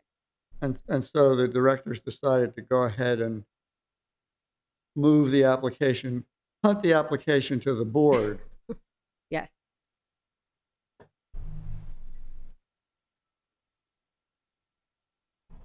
All right, well, before we spend a lot of time on drawings, I want to hear the issue. We'll start with Mr. Dale. Thank you, Mr. Chairman. Just to correct. Confine yourself to that issue. I will. Thank you, Mr. Chairman. Yeah, Phil Commissioner- Dales Associates, 238 West Street, here on behalf of the applicant, O2 Lafayette, O2 Rec Center, LLC. So I just want to give a correct history of the discussion on this issue. We actually, 2 years ago, requested that from the Office of Law that they make a decision on whether the applicant qualifies under 21-26-020, which does not require ownership. It requires a contractual interest that could become ownership. And There are alternative means of qualifying, right? that's correct. And the Office of Law directed us then to ask Acting Director Tom Smith that question so they could advise him. And he issued us an email saying, we agree with you in your interpretation. You may apply. You qualify under Section 21-26-020. When we recently saw a letter on the application website saying that the decision had been changed to say we could not apply because we were not owners, we brought up the old materials. We provided our justification for qualifying under that section. I want to read the email for Mr. Jakubiak because it doesn't say exactly, I don't think it was characterized quite correctly just now. He says, Mr. Dales, I find that your responsive email and its attached documents satisfactorily show that O2 has the contractual and possessory interest contemplated and required by 21-26-020 sufficient for this department to accept and process the application, and with that we will. Please accept this email as an official notice until next week when we can send a separate letter. And that's correct, the letter never came. But he said, accept this email as an official notice. I also would note that the decision, the recent change from saying we could not apply to letting us apply, came after we submitted the full declaration for the condo and highlighted all of the many references to these units in the declaration and the rights to be able to construct it. So that is, I'm told, that was one of the attachments to our letters, and I'm told all of those letters and attachments are in the record. All right, let's hear from our objector. Start with Mr. Lyman. And Mr. Gallagher, let me just say, I don't know that I'm necessarily an objector on behalf of the condominium.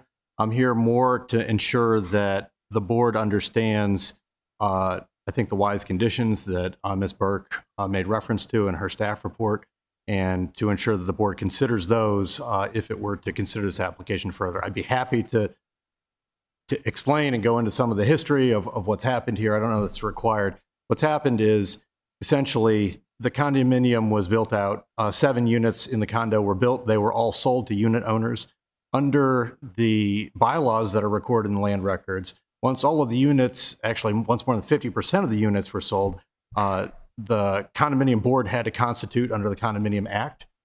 They did. They controlled the condominium, including all of the common elements of the condominium. And therefore, there is no current possessory interest in the condominium or any of the commonly owned areas of the condominium. There are reservations of rights in the declaration that I wrote a letter to Ms. Burke explaining that we believe that they aren't necessarily in accordance with the Condominium Act. But I'm not here to stand on that procedure today. I'll simply note the objection for the record. We're here to participate in the discussion and make sure the board understands the condominium's concerns as it relates to the commonly owned elements of the condominium. But you do or don't have a position on whether they qualify to apply. Oh, I don't think that they actually do, but that's certainly within the director's discretion at this stage in the proceeding. And so we would reserve those rights to potentially appeal any decision. And that's why we're here to participate and make sure that we have appellate rights as to that matter. I've given you the basic argument for that, which is that the condominium is fully vested. It's owned by the unit owners. It's controlled by the board. And any possessory interest in the real property has already been passed along by the declarant, which is O2 Rec Center, by virtue of selling all of the existing units in the condominium. It comes down to an interpretation of the declaration as to whether he's maintained any rights that include any present possessory interest in the property. And we don't think that he has. That's all. Mr. Chairman? Yeah.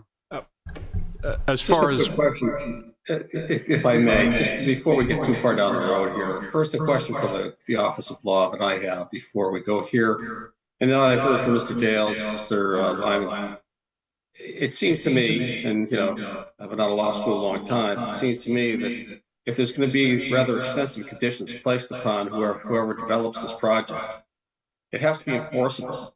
And what I'm hearing is that there's really not a party here to which we can enforce these conditions if there's some question as to who owns what. The gentleman that just spoke referred to the fact that there was that the condominium association owns the common areas and the individual owners own the properties themselves, the units within.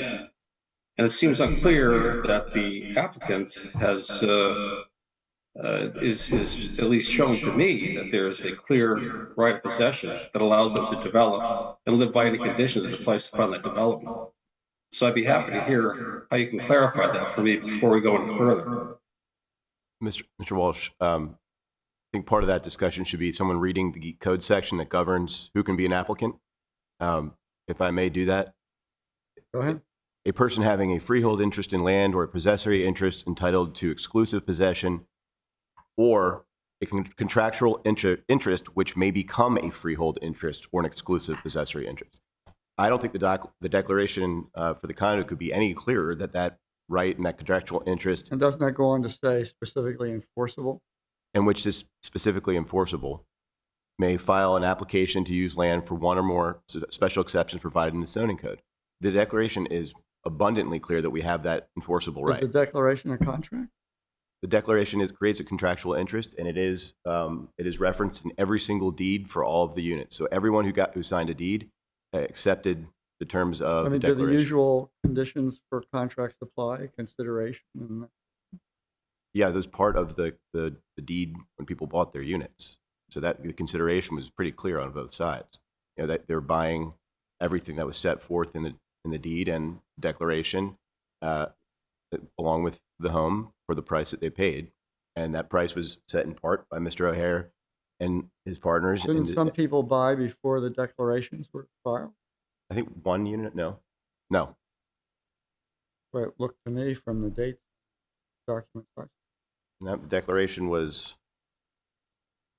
amended, but not in relevant part later. But it was the declaration was signed in November, or was it October, November of 18, and amended in December? Yeah, it was October 2018, and then amended in December. And when was the first sale? Do you have any sales before that? No. You have.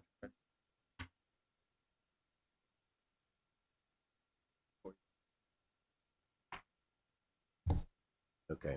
Mr. O'Hare informs me we had to register that with the Secretary of State before we could even sign a contract for the building. So yeah, it had by.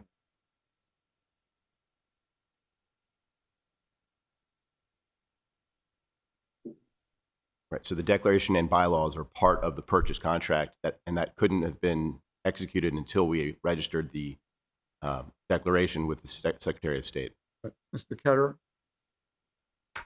being here on behalf of a neighboring property owner, I do believe this is outside of where I have any business being involved. Mr. Chairman, I also I've made this point into the Office of Law and to the Director of Planning and Zoning, but this board has a task of asking whether or not the application meets the criteria in the special exception code section. I think the declaration gives the starting point that the applicant has the right and qualifies under the code section.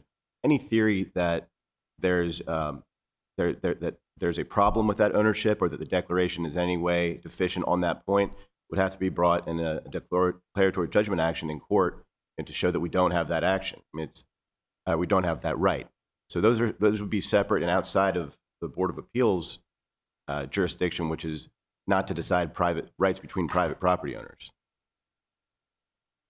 So you're saying we can't decide that either? I don't think that you can So decide that. how can we issue you special exception if we can't conclude that you're qualified to apply under the code? I don't think you can conclude who owns what. I think it's very clear that we are an applicant under the code section. That section allows you to be an applicant with Where's the specific enforceability? a court would have to decide if it's specifically enforceable, but it's. No, you're saying I have to decide in order to conclude that you are a proper applicant. I think that the covenant declaration is very clear. It references these future units 10 times. And so from that point, and then it provides actually easements over all the common areas for the specific purpose of constructing those 2 units. I could read that section. Okay, you've cited that in the correspondence that I've seen. What I haven't seen is anything that points to where it's specifically enforceable. Why would it not be specifically enforceable? I don't see where it gives someone a right to enforce it. Why would a court be able to enforce that with specific enforcements? Clearly. Mr. Chair, if I may interject to try to help add some clarity. I think part of the problem between the applicant here, O2, and my client is that the declarations were recorded after the special exception was granted.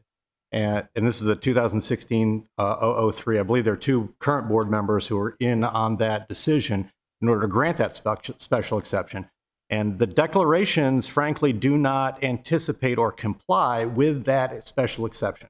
The declarations switch having 9 units inside the building to having however many units are inside the building, plus the addition of potentially 2 more units on the garage roof.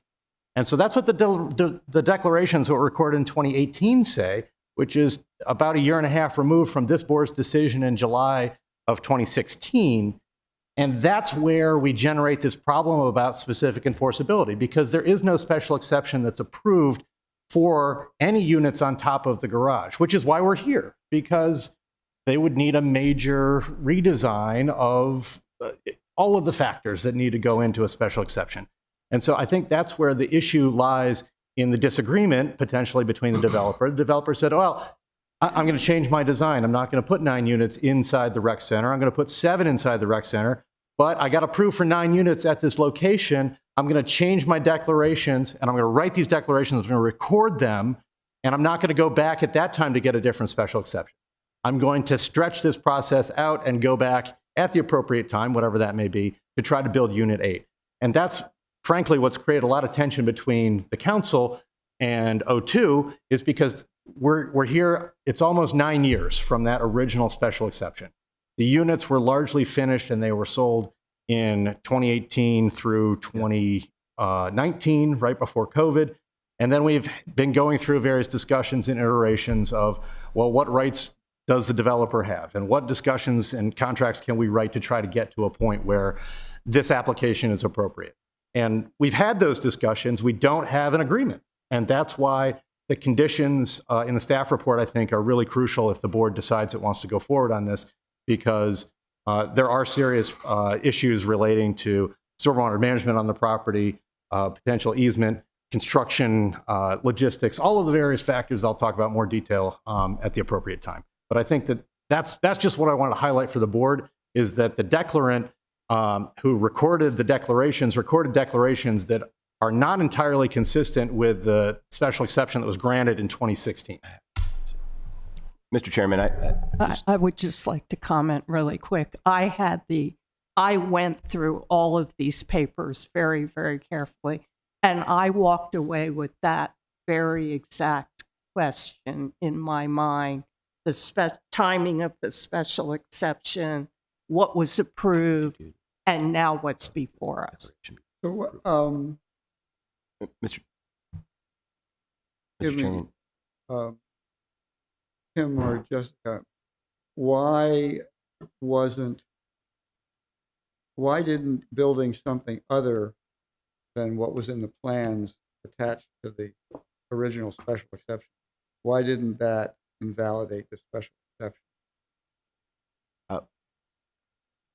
Well, that's why they're here, because they're asking for a revision to that special exception, a major revision. But they've already done it. They had the special exception for 9 units and they only built 7. But they had special exception to build 9 units in the rec center. Correct. And then they changed that substantially. Right. Why? So it was not built in accordance with the plan as required by the condition. So why didn't that invalidate the special exception? I can answer that question since we are. Let's have their answer first. In our opinion, that's why we're back here asking for that revision to that special exception. So Correct. Yes. well, but the plans showed Yeah, but the plans. 9 units. The The plans. original plans, you can always obviously build less. You just can't build more. So did your office approve minor modifications to reduce it down to 7? They didn't need a modification to build less To build by?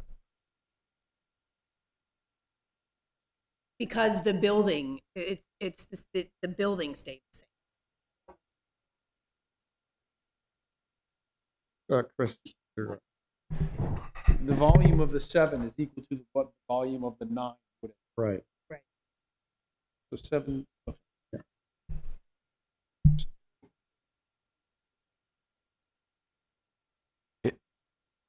The key is the language in the opinion was up to 9. And so when we revised the units to build larger units and have only 7, the revisions were made as minor mods and building permits that were always consistent with the special exception.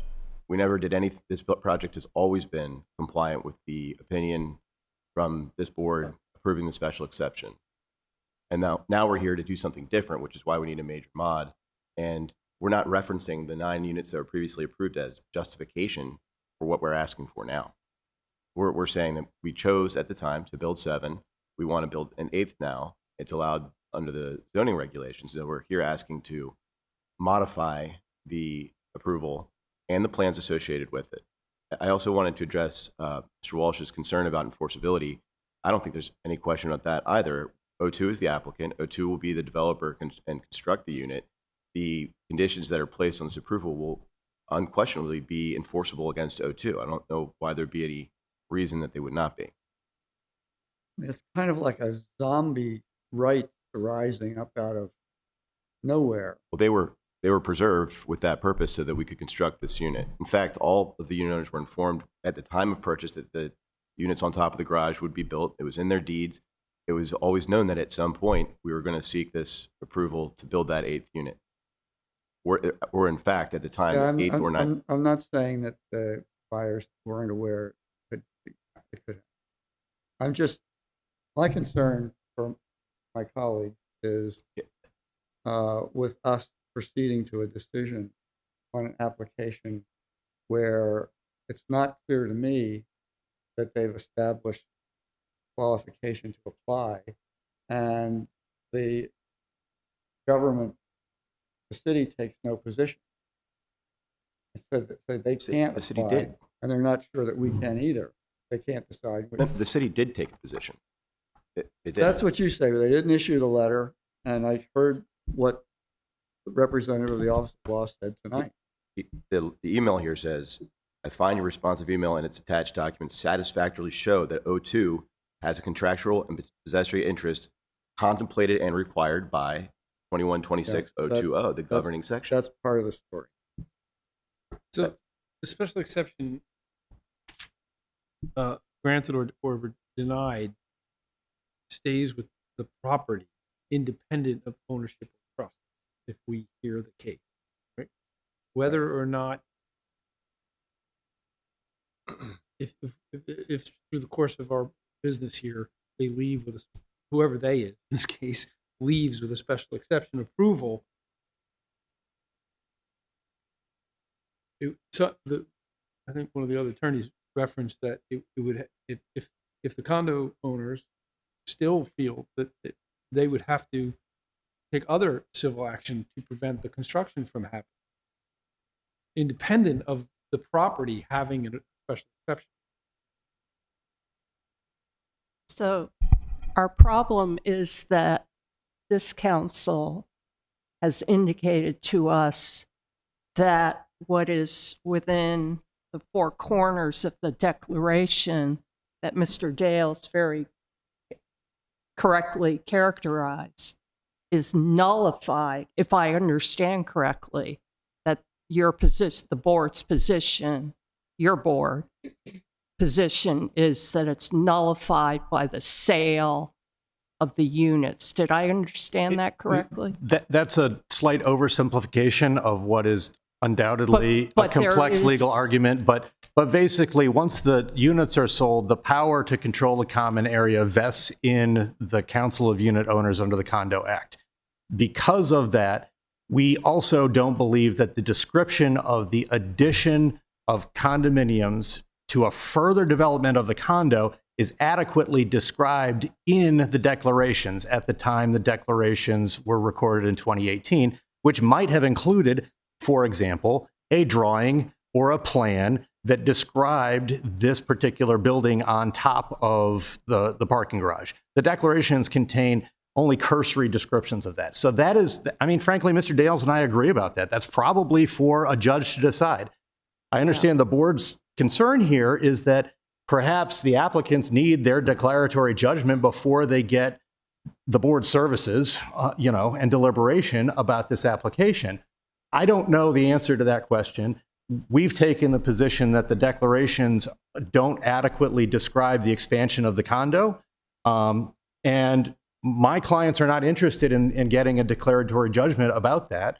They're interested in making sure that their possessory interest in the property is protected. We participated with Ms. Burke on the staff report. She's issued some very common sense, to use a term from the last presentation, conditions. If we decide that we're not going to decide because we're not certain we have the authority to do that, then they're going to sue you, right? Well, that's come up several times over the years, for sure. And that's the reality of the situation, which is that a lawsuit may be required in order to determine the rights of the parties if an agreement cannot be reached. And as I said in my recitation before, an agreement has not been reached as to either amendment of the declarations, which is also required by the Condo Act, because you're going to dilute the ownership interest in the 7 current owners in the property. You're going to dilute their voting rights. And it's required under the Condo Act to amend the declaration. I've implored Mr. Dales to come and work this out with me ahead of time before we got here, but he chose a different path. And so here we are. That adjustment is contemplated in the declaration and required by the declaration once those units are added. So I think we agree on that issue as well. Phil, you need 100% agreement of the declaration amendments. So, and I think the other part of this is it's not within this board's jurisdiction to decide, the issue of ownership between these parties, and we would be in a court arguing about that.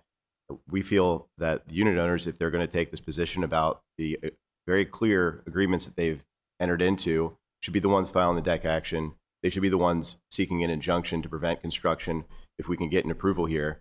But where I think we're also going to have to go with this issue before, beginning is the 2 conditions that I think are being referred to are conditions which I've never seen anything like them from a board or a planning commission, requiring that an applicant get the agreement and signed consent of the unit owners for a construction plan and for the ability to put in the stormwater management in the common areas. And that's also specifically addressed and stated that we reserve that exact right and any other easement we need to construct these 2 units. And that's all very clear. What I would also say, though, just so this isn't completely adversarial, is that O2 is willing to work with the unit owners on those issues. My only difference in opinion about what's in the staff report and what should be adopted as a condition is I think this board should decide what the construction schedule should be. We should try to come to an agreement as parties and have that included as part of the conditions, a reference to a construction schedule. And similarly, the construction of the is it rain garden or the stormwater? What is it? The stormwater management facility that's in the common areas. I think we can agree to a condition that specifically addresses it, rather than requiring as a condition that the unit owners can sign or not sign that, and thereby control whether the project happens or not. Because the declaration provides us the rights, in our opinion. So I think the best way to resolve this is to present the case tonight on the special exception criteria, continue the case, let us try to work together on those 2 conditions, and then have alternative conditions to bring to you, whether we've reached an agreement or not, before your next meeting. You're not going to get your case in tonight. We're going to recess at 10.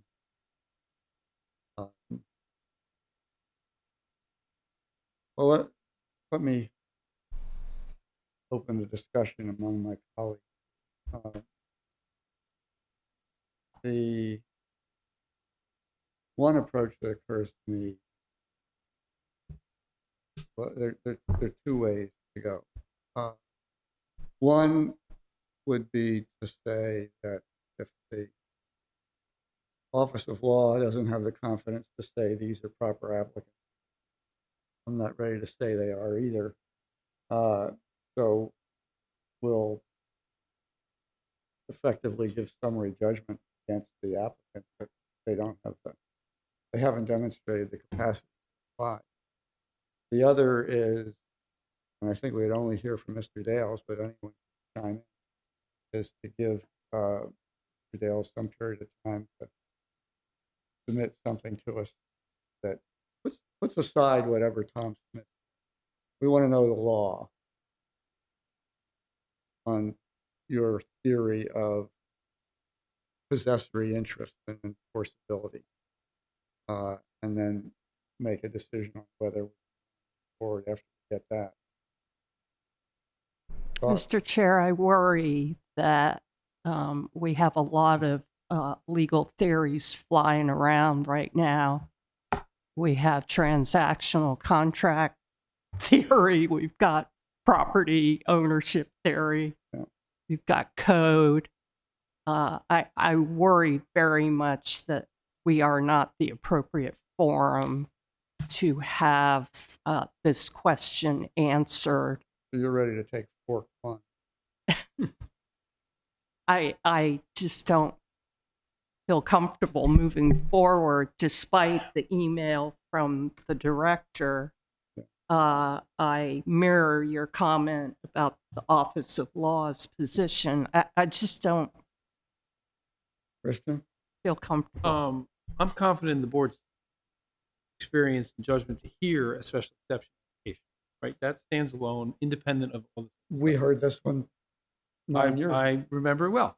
I worry that by hearing the case, and I know that the law is sober and bright-eyed, but are we conferring some implied ownership right by even allowing, like, I strongly encourage this, I draw the attorneys to Horse versus Cart, 1883. Who goes first here in this case, ownership or special exception? Michael? Mr. Walsh? Yeah, I would, hello there. I'd be reluctant to, I share, Bob, I know you mentioned that you'd like to go forward, possibly entertain a motion for summary judgment, which I assume Mr. Dales would argue, probably not tonight, but I'd be reluctant to go forward on an application. As Christian just noted, that if we were to go, we are clearly capable of issuing a decision based on what's in front of us and with the arguments to be made. The question is, should we? Should we, giving an implicit imprimatur to something that may not be clear at its inception? So that's why I'm quite reluctant to go forward until I get something more declarative.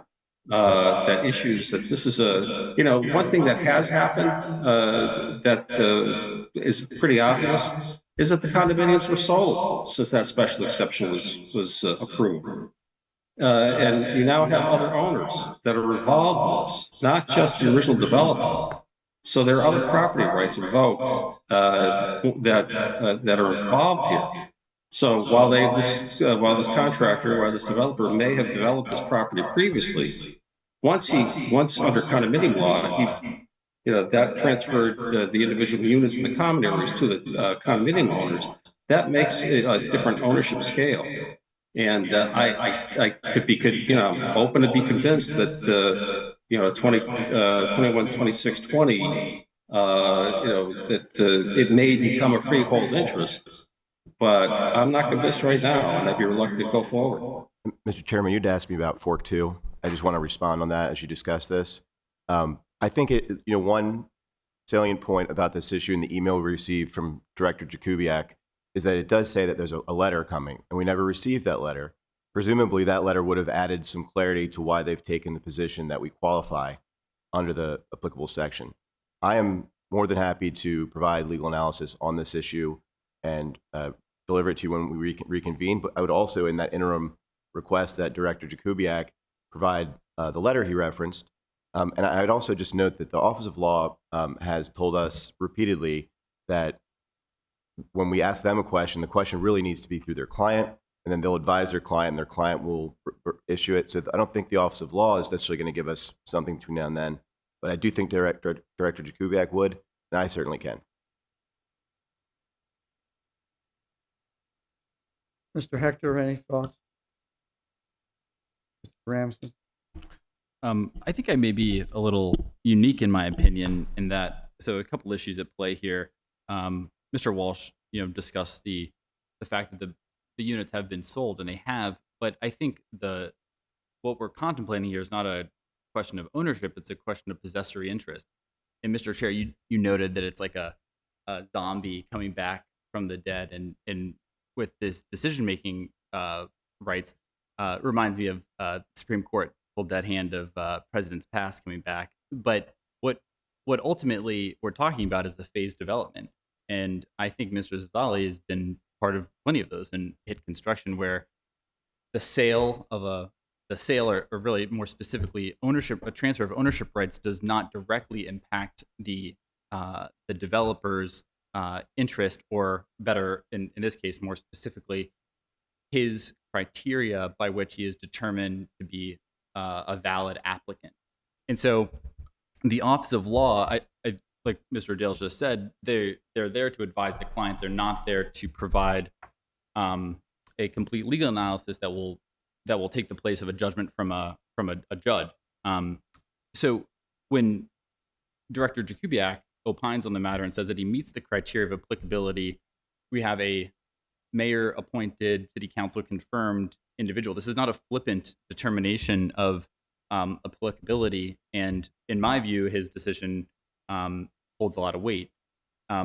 So really, to wrap up here quickly, in my opinion, I do think that the director has demonstrated that the applicant meets his criteria for pursuing the modification to the special exception, and any determination of legality would need to take place outside of this body, and we are confined to evaluate the facts and circumstances under a narrow lens, the narrow lens of, has the director made a determination of, has he met the standards of applicability as advised by the Office of Law?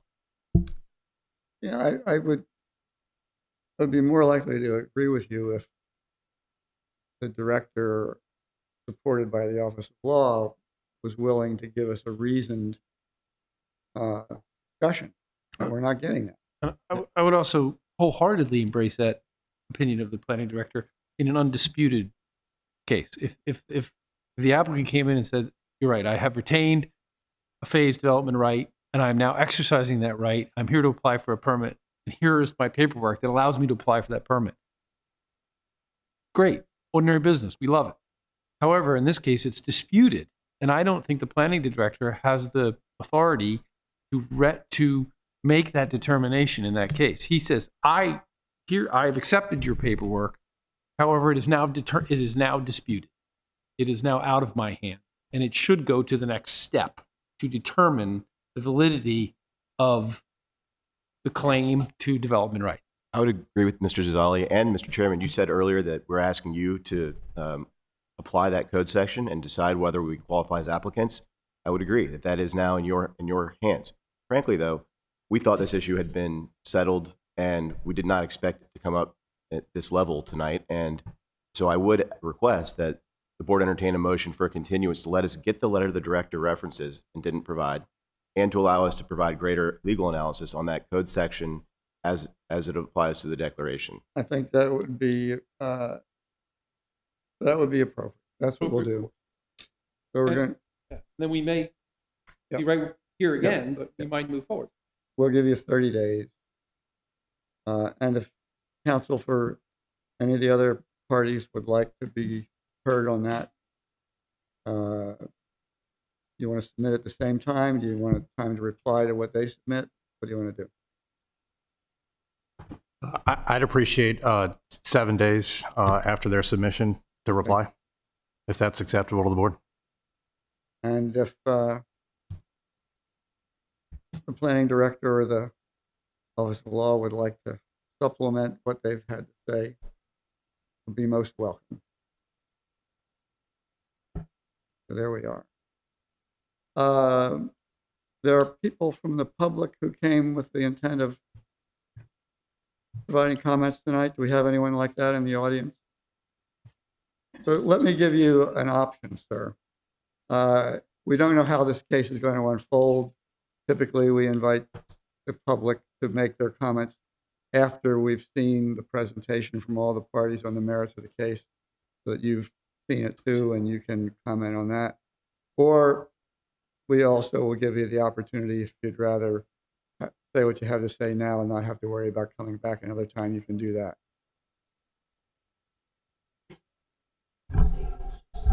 Mr. Chairman, that would seem to prejudice our case if we hear it now without deciding to let us present our case. And so can they not come back once you decide to hear the case or not? I don't think it's fair to let them make negative comments about the application without letting us present the application. I will come back then. I'll cancel surgery. I'll come back. All right. All right. You're going to make it harder for the public. That's fine. Yes. So first of all, I think it's somewhat a question. Sir, you're going to have to come back. Sorry. Oh, I have to come back? Yeah. Can I submit these to you? These are original drawings from their plat that they drew out from 2016 that show a green roof. And I don't think their original intent was to put a condo there at all. And this is what was presented to me. They took a tree off my property. Submit them through the city's website, please. Okay, I can email it. Go to the comment section. Ask him when we adjourn. Okay. He'll tell you exactly how to do it. No problem. But if I, I'll come back if I need to come back to make a statement. Thank you. Because I have a lot of things to say. All right. Is there anything else we need to decide tonight? And 7 days. But just to submit. We'll have to pick up. Put the vote back up. It's for sale, I think. I just came to talk about drawings. All right. Anything else, gentlemen? Nothing further. Thank you. Thank you. Thank you, Mr. Chairman. Thank you, ladies. We have a request from Mr. Meekins that we entertain on July 20th, July 16th. I would double check with him. I'm not sure that applicant got their advertisements in on time. All right. I So mean, if you're free, you might want to save it, but I would double check with him. If he did get in on time, I'll make myself available and I'll see if we can get volunteers for a quorum We'll figure it out. I can make it. for a virtual meeting. Yeah. Thank you. Do we need a motion to adjourn? So moved. Aye. All right.